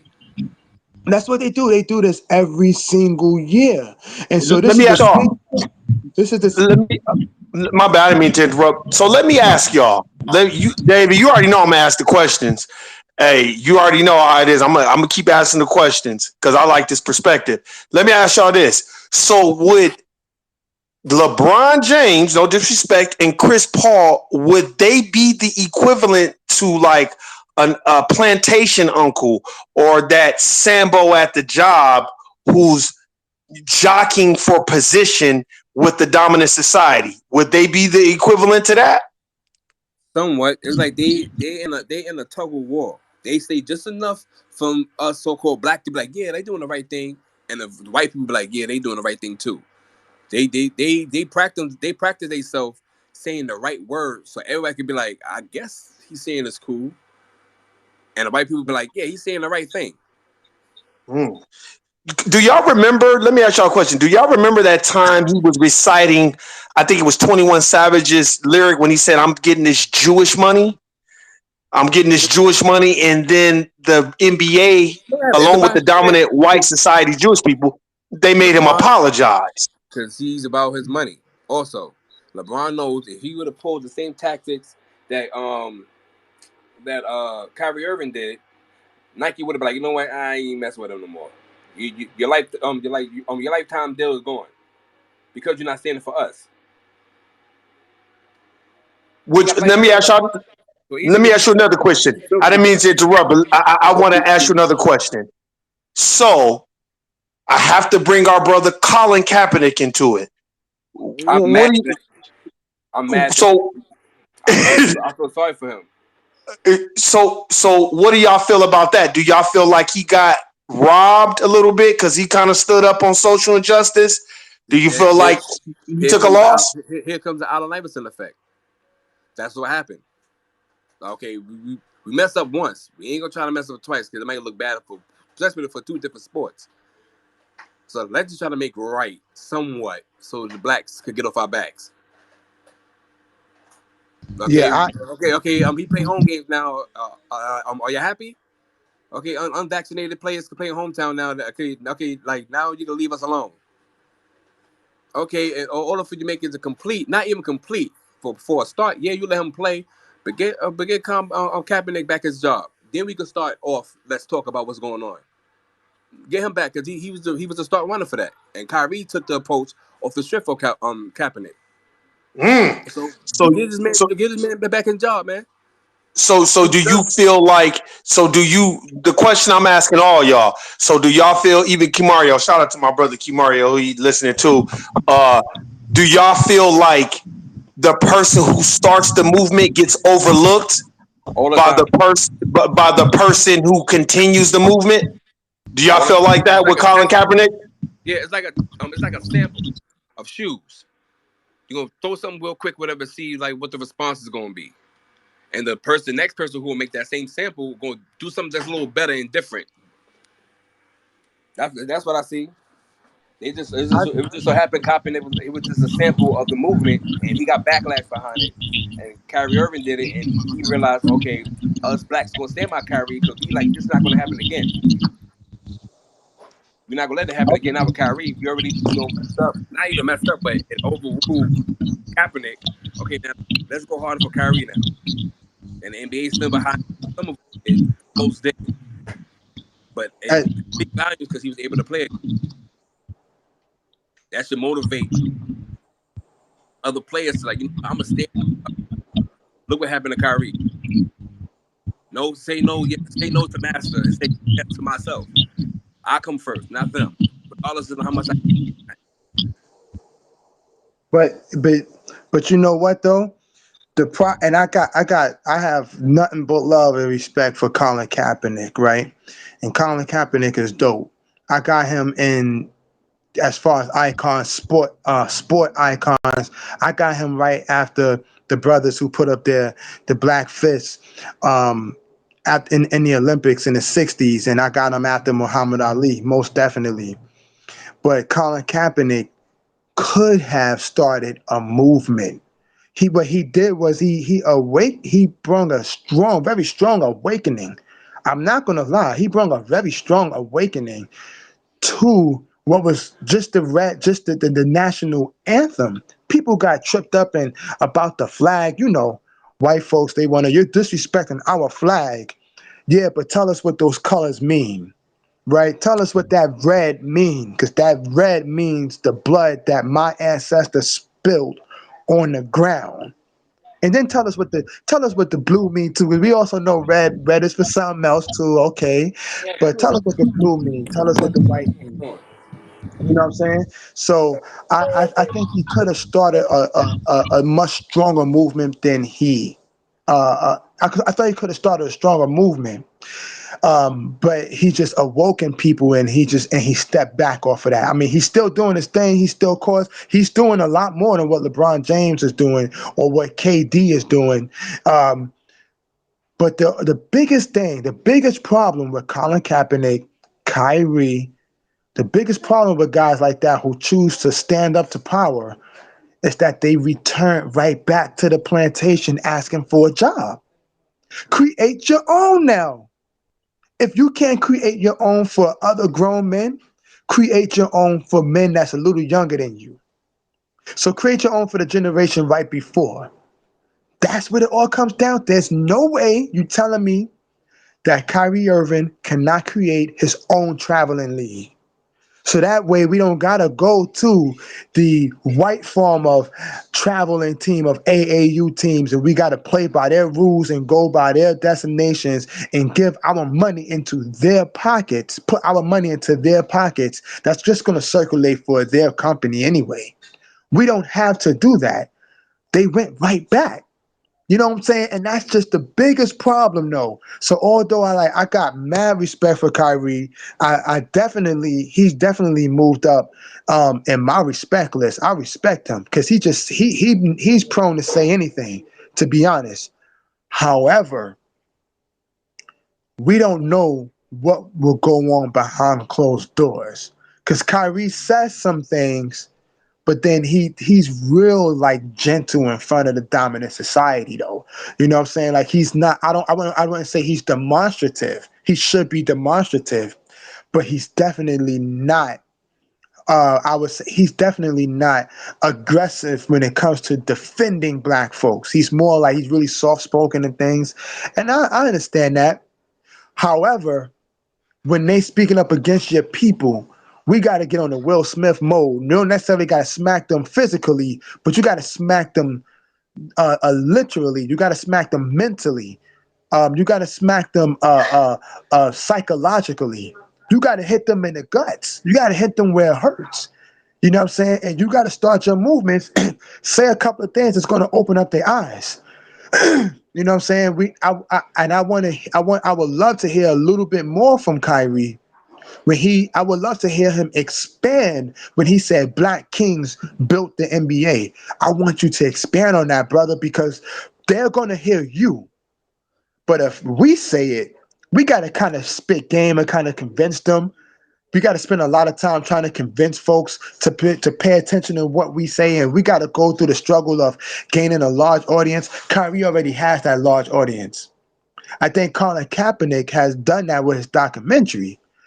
Kyrie can do the same, and he may be on the move, on the verge of doing it. I don't know. He's made history, but he returned right back to the team that gentrified our neighborhood in Brooklyn.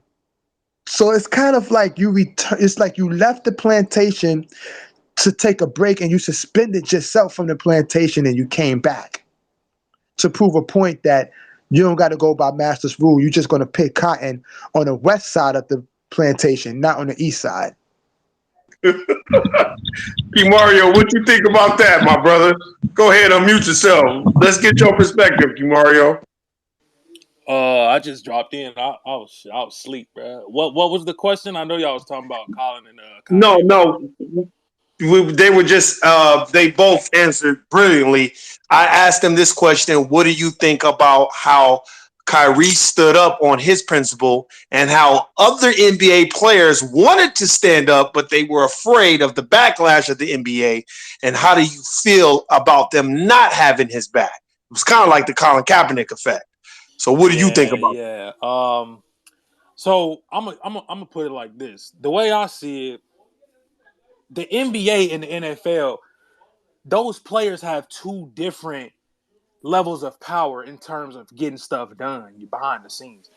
NBA, them players, because a lot of them players, like the players that was working with LeBron during the pandemic, a lot of players wasn't getting paid.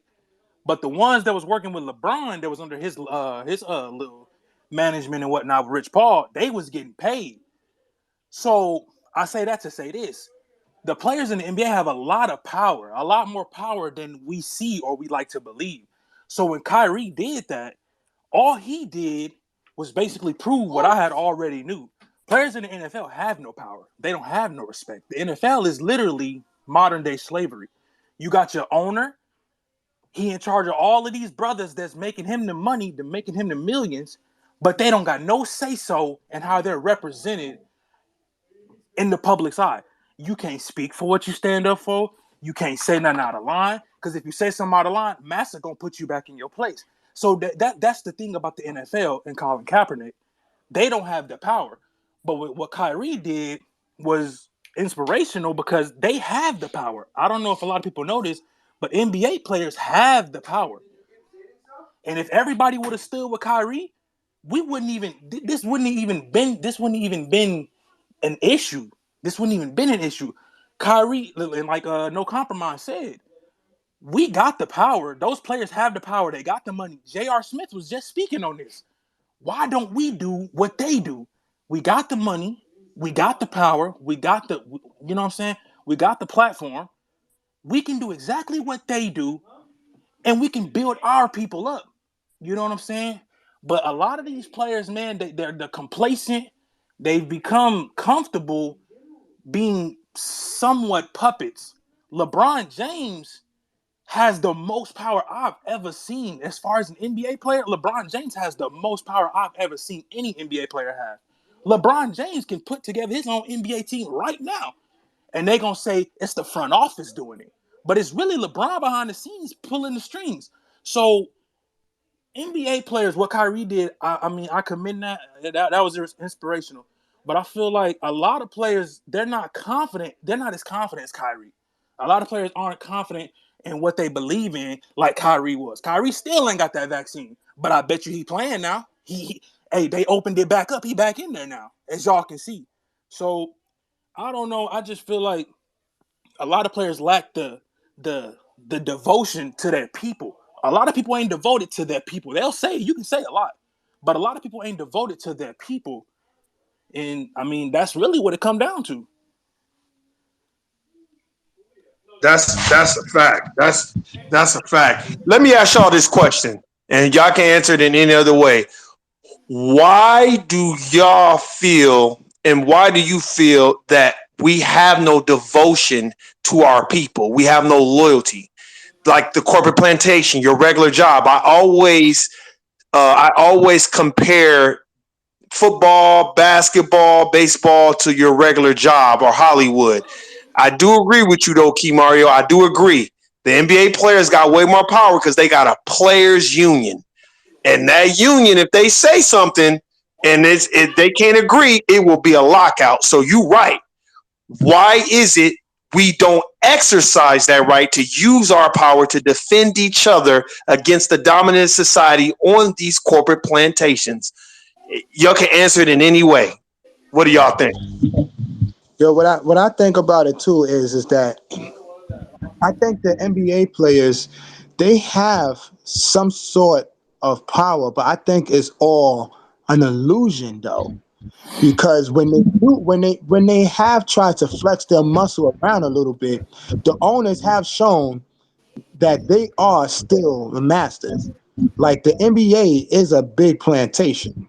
You know what I'm saying? And so they are kind of like they're kind of like those so you have the southern plantation and the northern plantation. The northern plantation, they'll give you a couple of Negroes that'll go around, that do some night watching. They give you the illusion that you have some sort of power, that you have some sort of authority.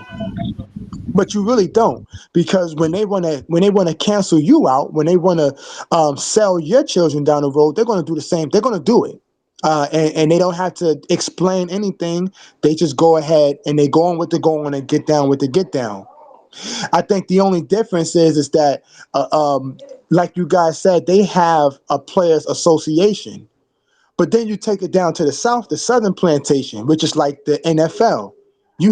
They have no representation at all, no black representation at all. So you're not going to have the appearance of at least a black owner or a black coach. You're not going to have none of that, right? They're not going to give that to you.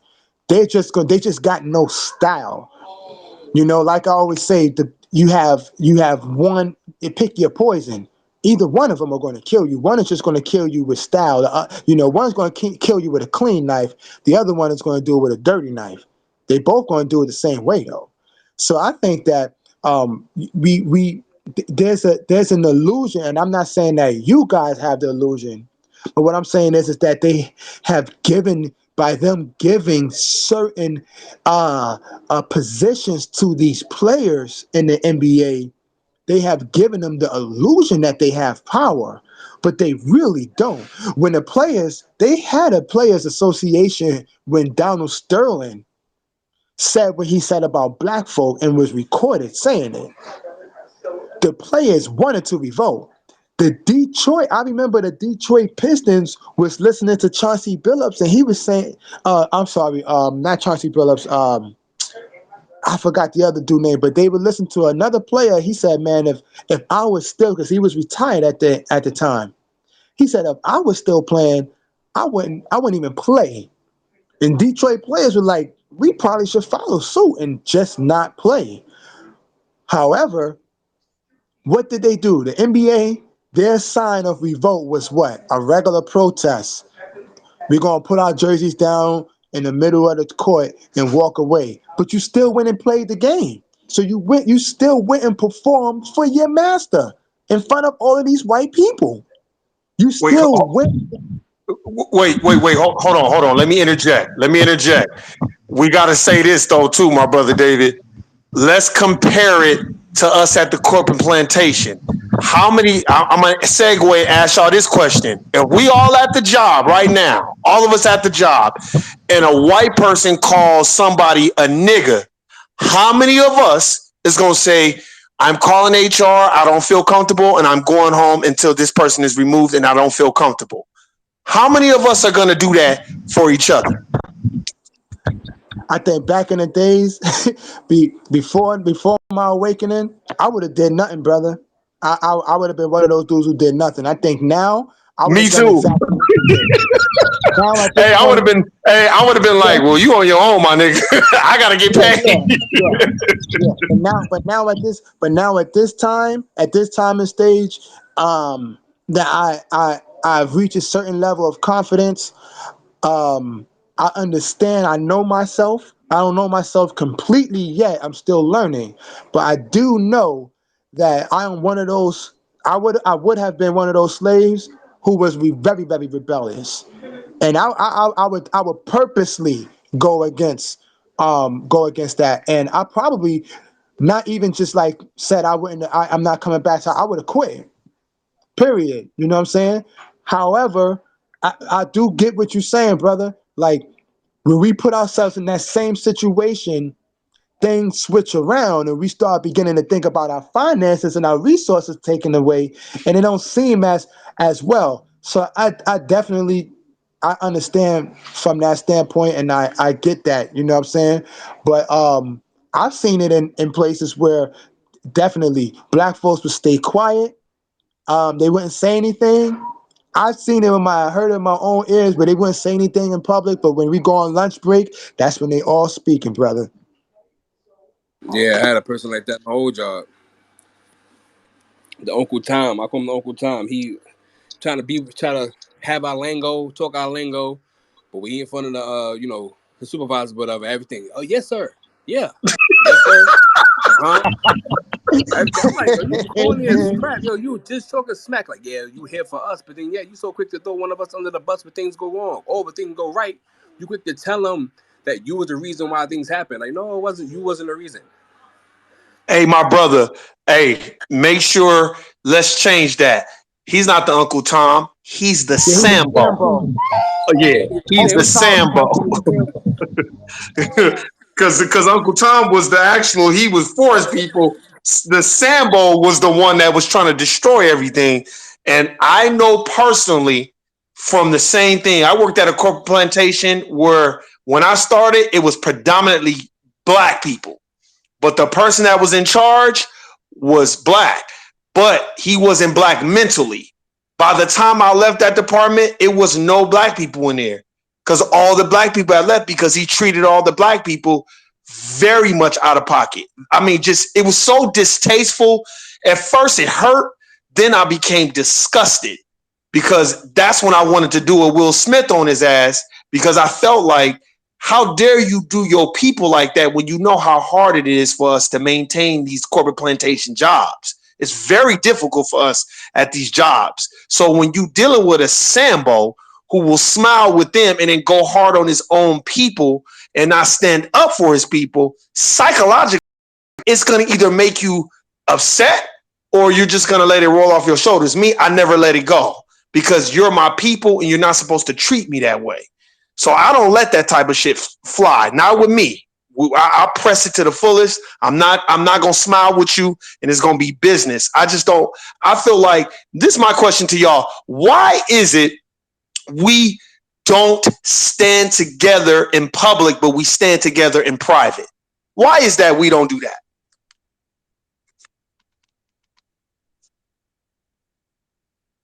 I don't know if anyone would take. All right, so I think again, it's because we are, as black people, we are afraid of that we actually possess. Like when melanated people get together and we gather, when we do gather in positivity, there's so much power that's there. And other race groups, they feel that and they fear it. But we began to become afraid of the power of walking in that power. We can gather. Black people have shown that we can gather easily, and it doesn't take a 2-week announcement. Look at the Rodney King, right? The Rodney King situation, black folks did what? They gathered immediately within one night. One night, black folks gathered and began to march, and they began. You folks say that we destroyed up our own neighborhood, when that's a lie because we didn't own or control anything in that neighborhood. You know what I'm saying? So, but that's what they said. But we gathered. I remember in New York when Eric Garner was killed, black folks gathered instantly. There was no announcement, and we didn't. It wasn't like everybody had the internet. They just gathered all in one place. It's like we got 5 boroughs in New York. How they know to gather all in one place? So we show that we can gather and we can be on the same code, but it's only for emotional use.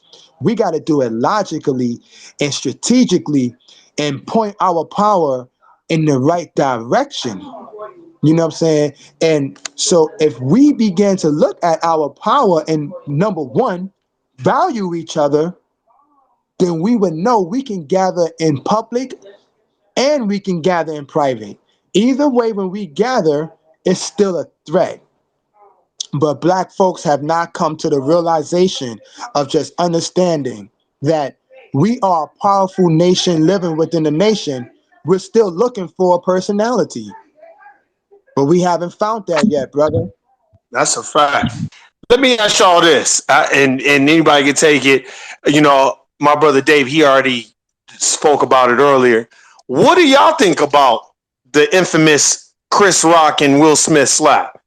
I think we got some sisters in here too. If y'all want to speak, let me know. Y'all can speak as well. Kimario, if you want to give your take on it, how do y'all feel about the Will Smith Chris Rock slap?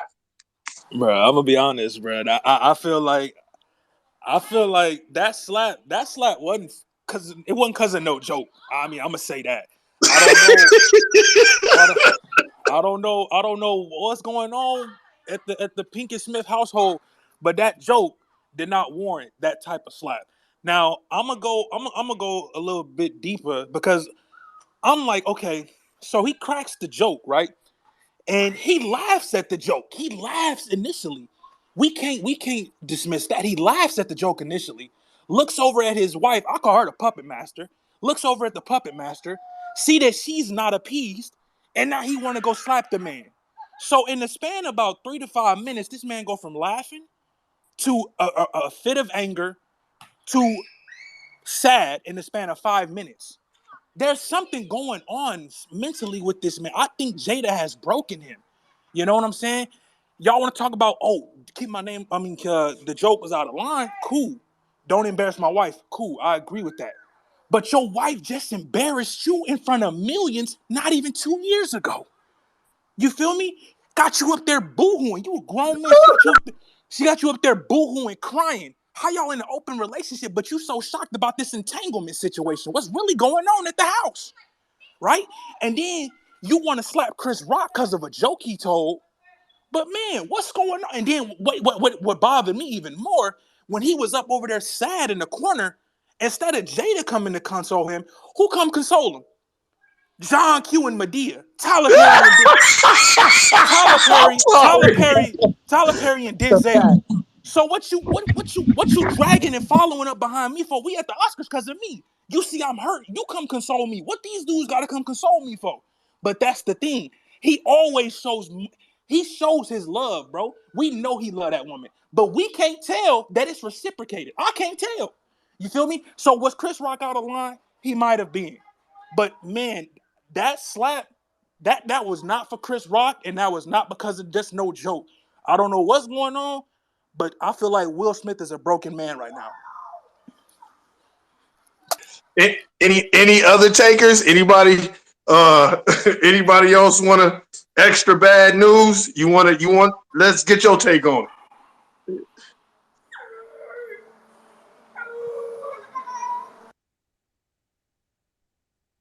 I'll say this. I'll say my fault. Yeah. Hey, no, okay. I hear the conversation. Yeah, no, I was asking what y'all take on the infamous slap.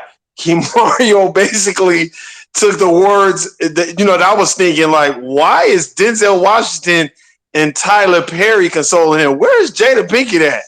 Basically, he said John Q and Madea is consoling him, and she's just sitting in her seat, which I think is hilarious because I was thinking that I just didn't say it because I didn't want to be overcritical, but I'm glad my brother opened the door because now I'm like, good, I'm glad you said it.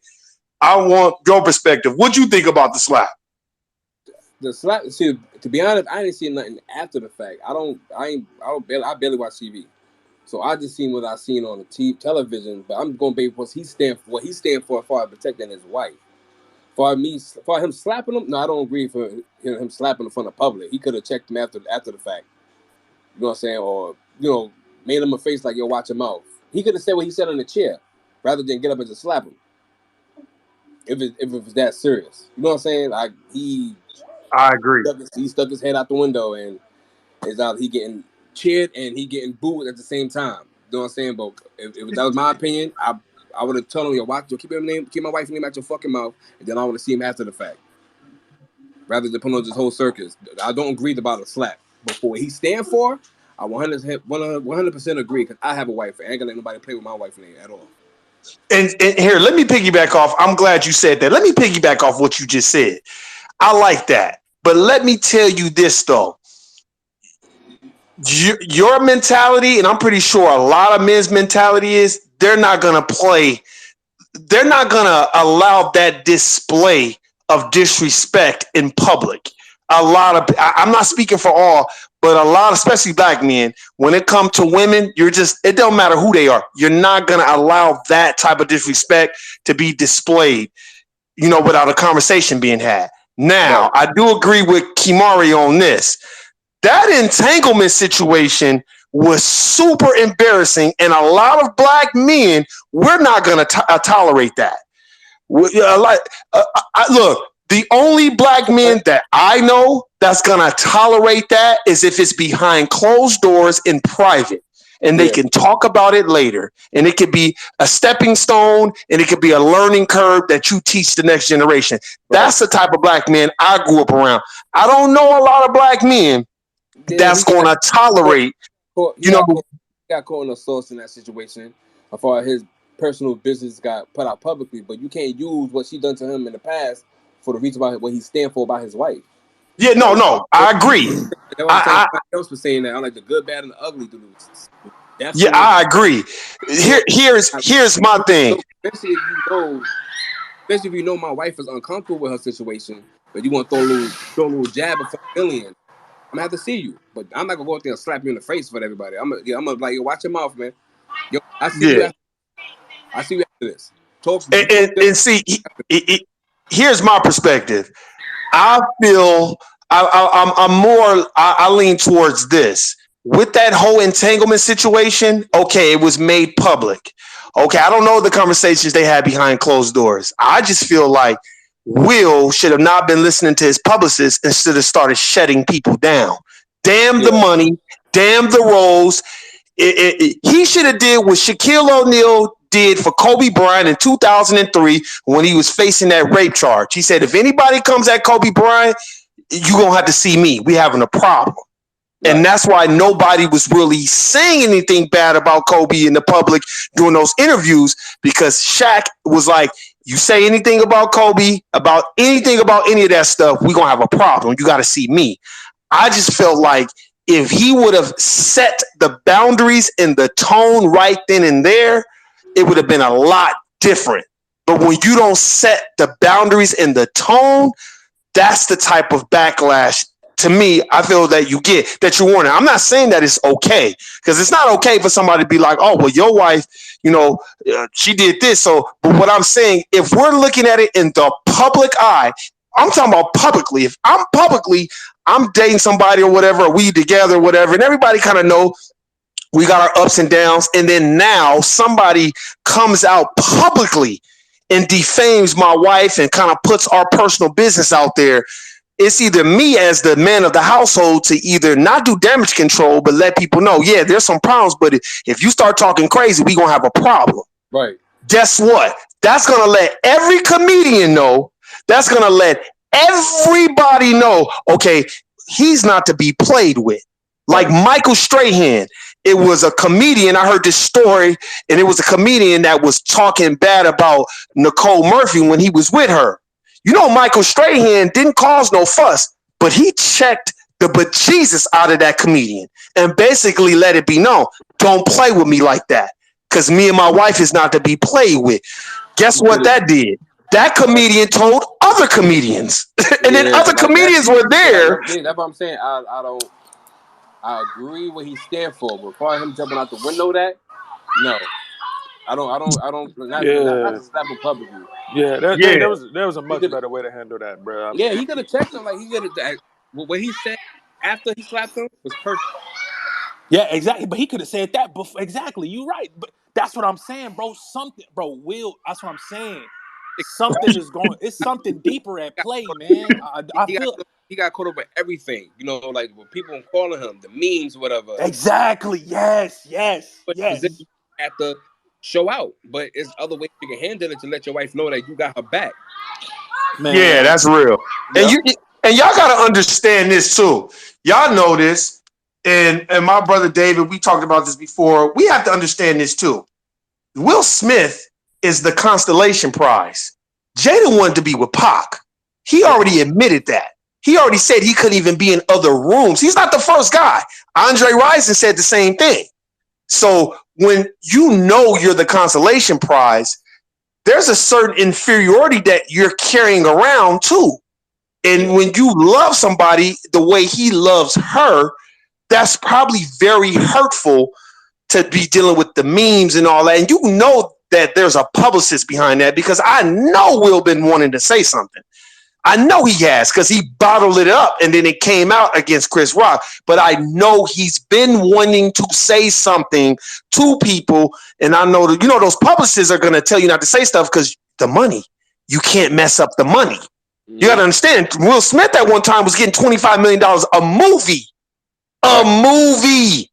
So what do you think his publicist is probably telling him? Hey, if they say anything about Jada, you just act like it doesn't exist. You go on to the next question. You know, and that was probably hurtful to him that he couldn't say anything, which goes to your point that you said earlier about, hey, man, sometimes you can't compromise your integrity for money. Sometimes you have to set down. And I felt like, Will, you dropped the ball. Once August Alsina came out and did that, I would have called him and said, oh, okay, this the game we playing? Okay, so me and you need to have a conversation. Right. Then I'm going to have a conversation with my wife. Then I'm going to publicly let it be known. Any of y'all niggas want to play games with me? I tell them, you better try Jesus, but don't try me. Right. And then people gonna know, okay, Will ain't to be played with. You might miss out on some movies, but oh well, you'll get the respect, and people won't try. And your movie is forever being played.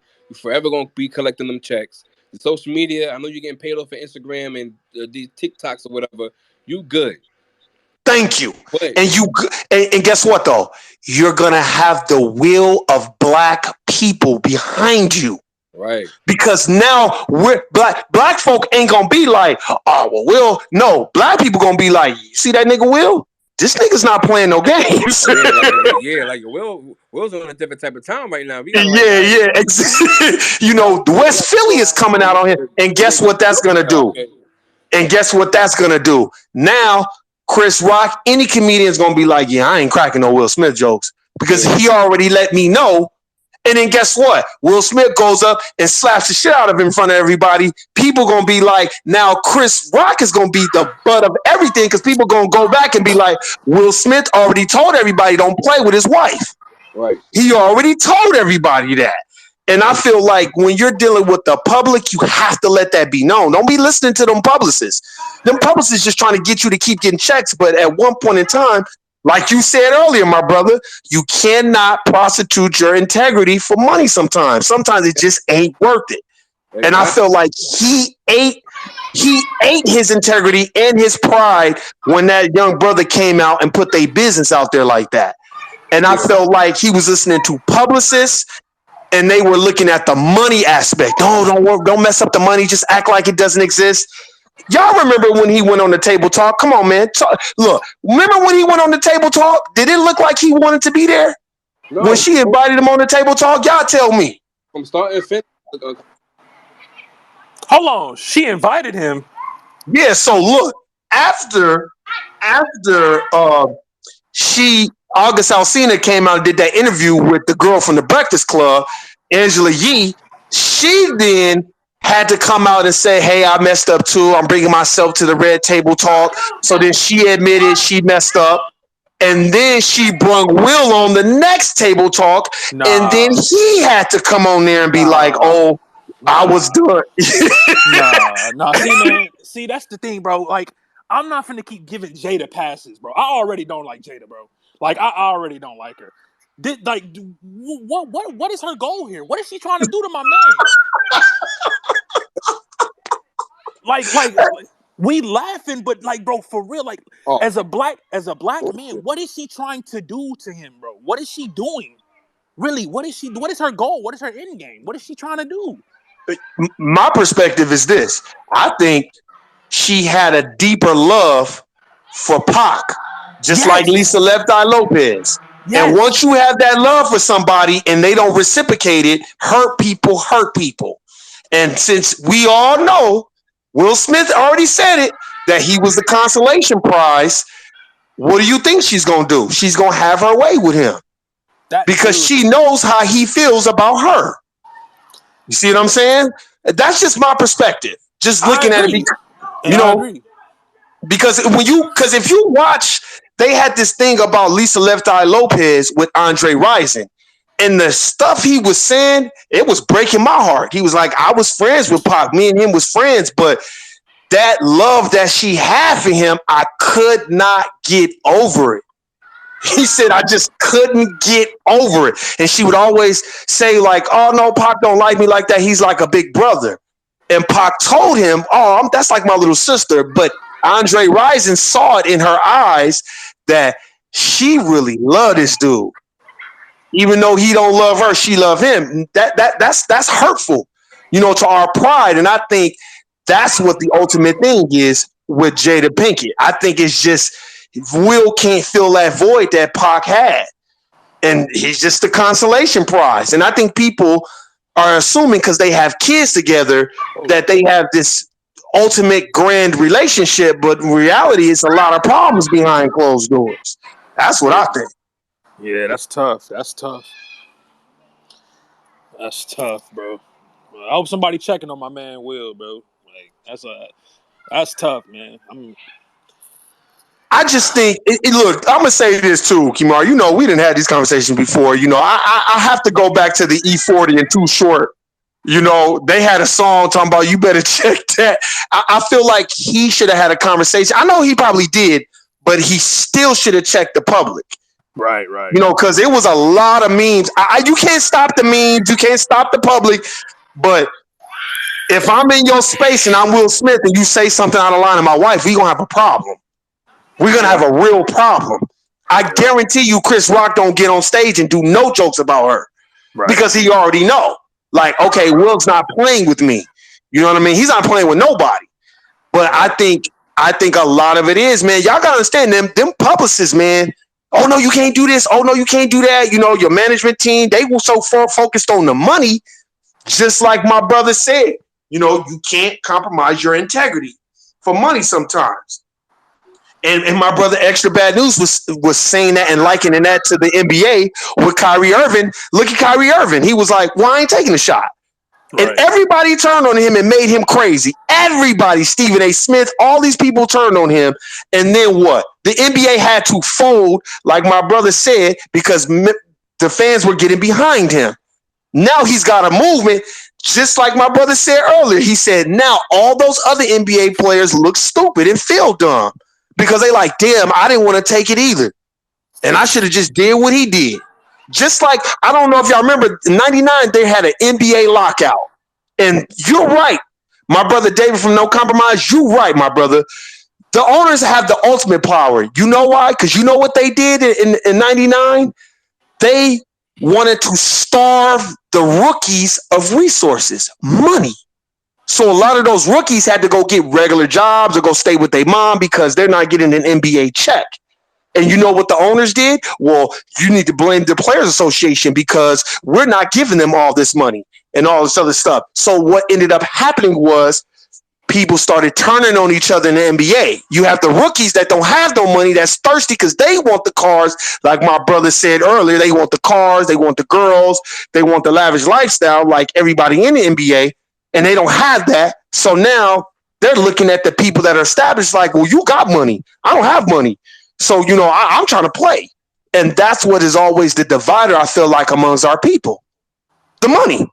That is always going to divide our people. Mm-hmm. I told my family this, and y'all tell me what y'all think. Okay, you know how we have all these protests? I want to do an experiment.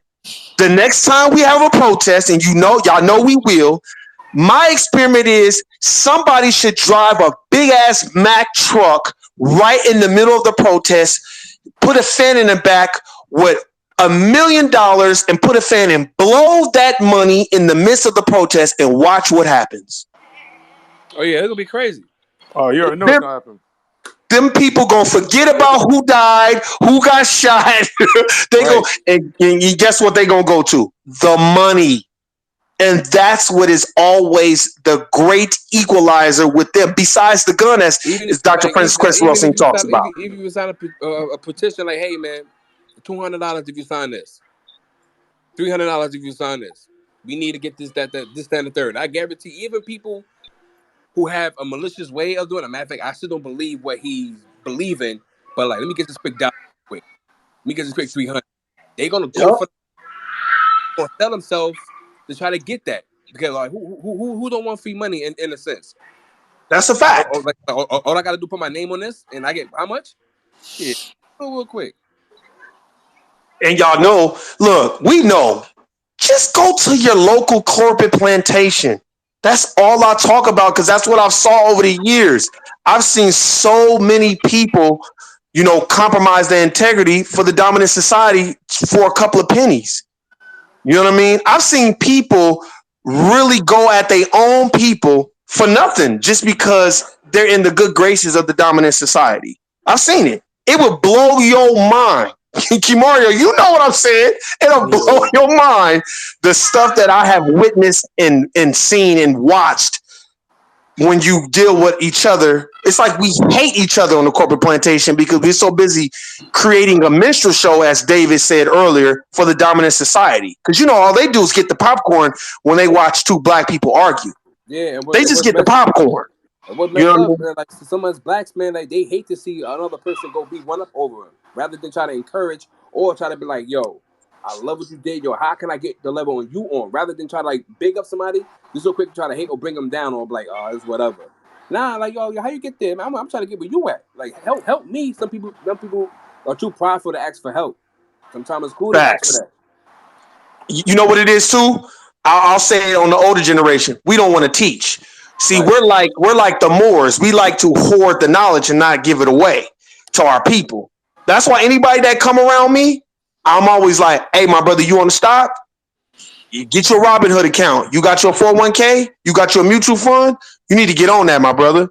Right. Oh, no, you got your life insurance policy? You better get you one. You know what I'm saying? You better get you that. No, you need to get one. You got insurance on your cell phone? Yeah, I got insurance on your cell phone. Then you need to get life insurance on yourself. Well, how do I do that? All right, well, here, let's chop it up. Next break or next time. People that's been around me that I really, really, really chop it up with, that's the first thing I'm going to talk about with you. Stocks, bonds, 401k, housing, real estate, things to make your life better. So when you get older, you're not out here jockeying for position amongst the dominant society.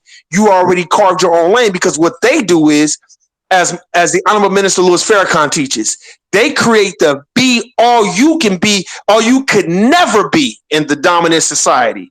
That's what they create, the illusion of inclusion.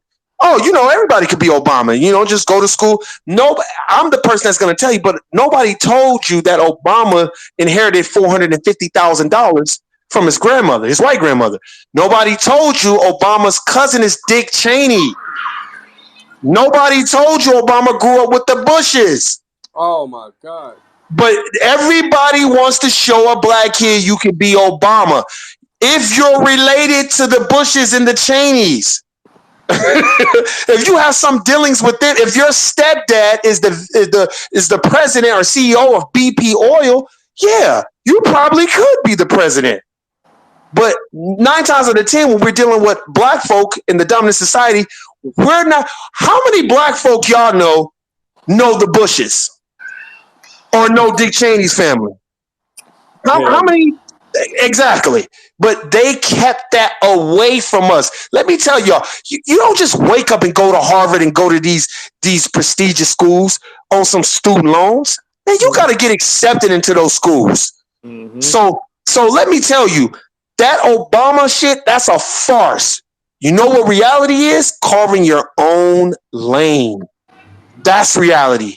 Carving your own lane, and as my brother said, not having pride in knowing how to give people props. Like I always tell the story. You tell somebody, hey, man, that's a nice car you got. People don't even know how to accept compliments from each other, black folk, because we don't have intrinsic value. We just view each other as competition. But Dr. Claude Anderson teaches racism is the competition of resources. So we need to don't hide, divide. So everybody, look, I tell people, I don't know nothing. You know what I mean? The little bit of books that I read, I don't know nothing. So if somebody could put me up on game, put me up on game. You know what I mean? Because we need more Kyries in the world. And like my brother David said earlier, I agree. Not Obama, but LeBron, that school he started, that was a charter school and it's funded by that government, that state government. All he did was just give money.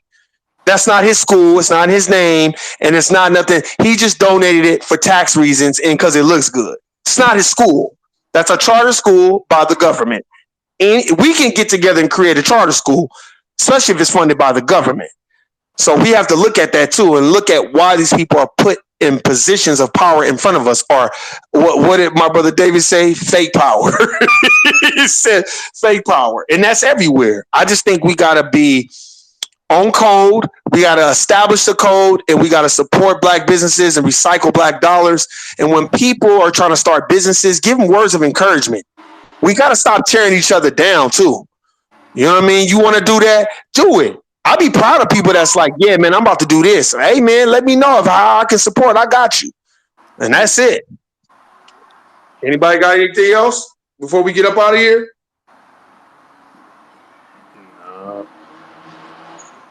We good, bro.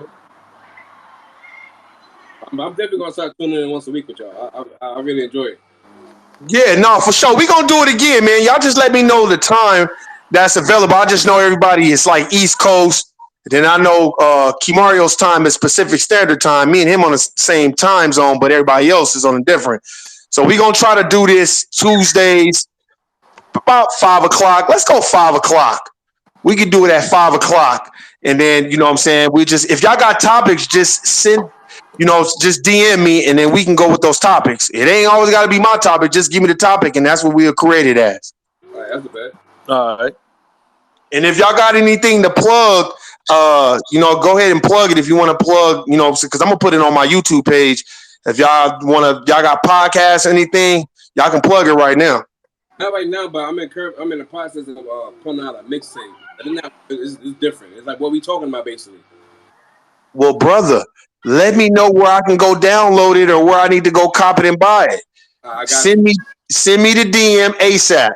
Hey, my brother David, he had that. Go watch that podcast. He did a podcast. It was on Instagram. He was doing certain segments about these sisters that got a black business. As soon as I saw it, I got hit her up right away and supported it. I still got the glasses. They dope. So, but yeah, man, just let me know and I got you, bro. That's a bet. Thank you. I appreciate it. No problem, man. We appreciate you joining us. David, you already know we appreciate you as well. Kimario, man, you know what it is, man. Hold on. Let's get David in here, man. Any last words, Dave, before we get up out of here?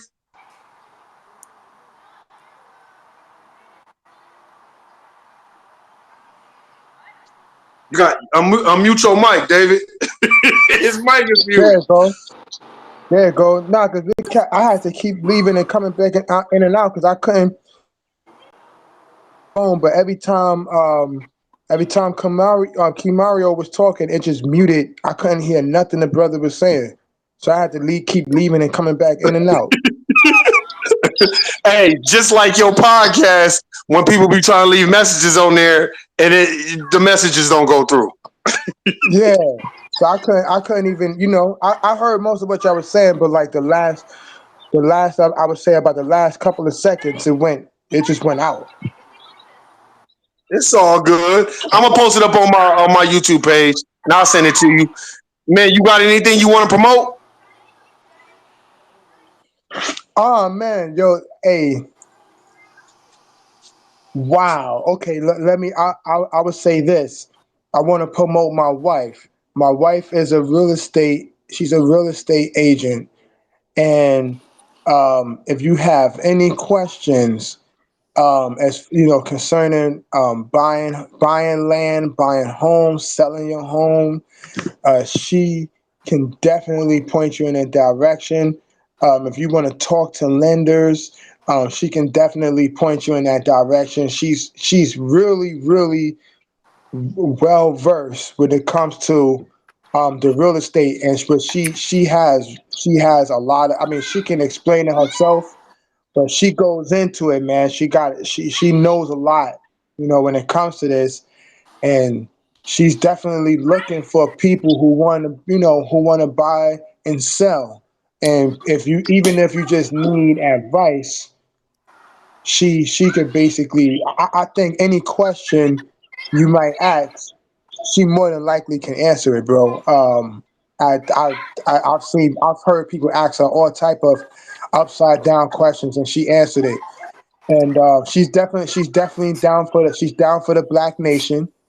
You know what I'm saying? She's definitely down for the Black Nation. So she's on that wavelength of the financial standpoint for like the Black Wall Street standpoint. Mm-hmm. That's what she's on that wavelength. So that's what I'll promote, bro.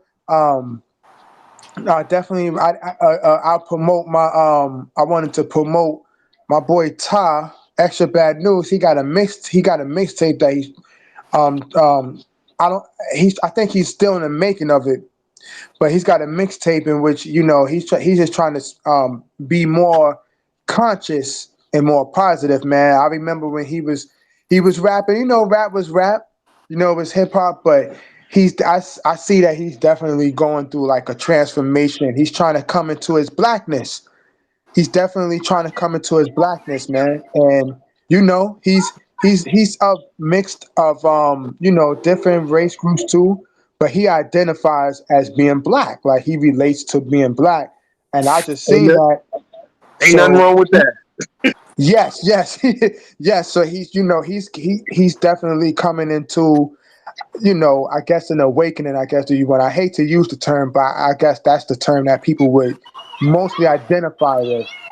So, yeah, man. So I'll promote that. And lastly, I definitely would love to promote um, my nonprofit organization, Young Kings Elite Basketball. It's Young Kings Elite Basketball. So you can go to youngkingselite.com. That's youngkingselite.com. And what I do is I use sports as a way, mainly basketball. I use sports as a way to mentor young men. You know what I'm saying? I don't turn away any other race group, but my main target is young black men. That's my target. That's my specialty. And I take young men, I teach them the fundamentals of basketball, but I put it in a way where they can relate it to in life. And that's what it's about, you know what I'm saying? So they can see the power that they have. So it's more of a mentoring program, but I use basketball as a tool. So that's why I say it's Young Kings Elite, because I look at these young men as kings that we haven't lived long enough to become a king yet. So we just have to live long enough and train them up in a way to face put their power in the right direction for their nation. You know what I'm saying? So that's what it is, man. My wife, again, she does real estate. Her name is Imani Corley. Imani Corley. She's with Keller Williams right now, but she's working on trying to get her own thing going. And like I said, my boy Ty, he does his mixtape. He's doing his mixtape. He's trying to be conscious. He's not even trying to be. He is conscious now. And like I said, Young Kings Elite. And you forgot one, brother, but I got you. In the No Compromise podcast, check on my Oh my brother. God! Yes, indeed. Yes, indeed. The No Compromise Me. How can I forget that? The No Compromise Media. Yes, indeed. Yes, Oh yeah, indeed. The No Compromise Media. Yes, No Compromise Media, where we are definitely in it for. Listen, it's all about Black nationhood over here, and we facts. discuss topics concerning the people. We clearly talk about everything and other race, but they have enough platforms doing that. We don't. So yes, No Compromise Media. We promote definitely Black fathers all day. We promote the youth, Black youth all day. But this year we decided promote to promote the protection of Black women. The protection of Black women. We're not talking about pampering Black women and acting like they don't have any flaws, but we're talking about a group of men that's not afraid to get on the same wavelength with our women and protect them despite their flaws, despite their imperfections. We're going to protect them because how can you build a Black nation here in America with no women? You can't build it with a bunch of men. With all respect due to Minister Farrakhan, he had the Million Man March, but you can't build a nation without our women. And Farrakhan knew that. That's not what he was trying to demonstrate. But what I'm saying is, just after that, we still have to recognize we need our women. We need our women. We got to procreate with each other, black on black. We got to procreate with each other to build our nation. And that's what we promote there in No Compromise, man. We talk everything black. We talk everything black, man. So No Compromise Media. Big shout out to my boy Warren. I appreciate him. He definitely gave me a platform to be able to speak a lot and get a lot of things off. And it's dope, man. So Yeah, and I don't know for a person TV, who no way out, know all of that. for a person who know I call him G. For a person who know G for like over 30 years, he could talk. He could talk and he could debate. And he's very good at that. I'm not a good debater. I have a lot of thoughts, but I'm just not a talkative person. But he helped me, he's helping me bring that out. You know what I'm saying? Especially with these platforms like this for me to speak my mind. Because where I live at now, I don't got friends. I don't care too much. I don't trust a lot of people. You can't trust a lot of people. So my safe haven is my crib and my family. So That's if a I get a fact. little chance, to speak to my brother about anything or any help that he need me to, he knows there's no. I'm gonna make a way and to support my brother regardless of what it is. You know, I stand by him 1,000,000%. Hey, that's what we like to hear, man. Hey, David, man, you know what we're gonna have to implement? We're gonna have to implement 2 days a week now. We're gonna have to implement Yes, 2 days a week now, man. We can, man. We're gonna have to implement 2 days.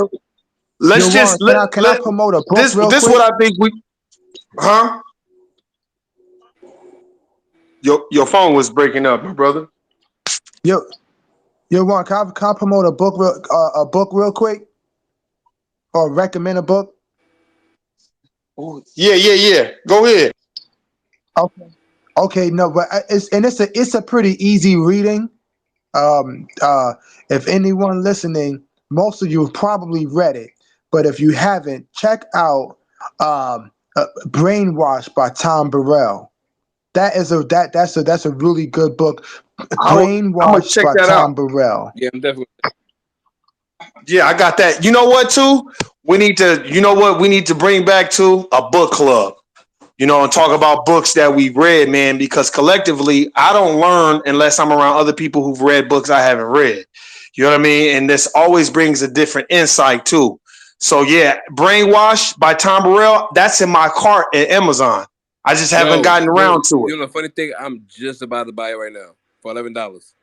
Yeah, I think I'm gonna have to cop that. Right now, I'm in the antebellum period of I'm reading this book called Stolen. I've read several books kind of about it, so I'm just trying to get the synopsis on that because this is just stuff that I'll be bereft of this knowledge. So, but we gonna implement it, man. Hey, David, we gonna have to do probably 2 days a week, bro, of doing this Twitter space. Probably 2 days a week.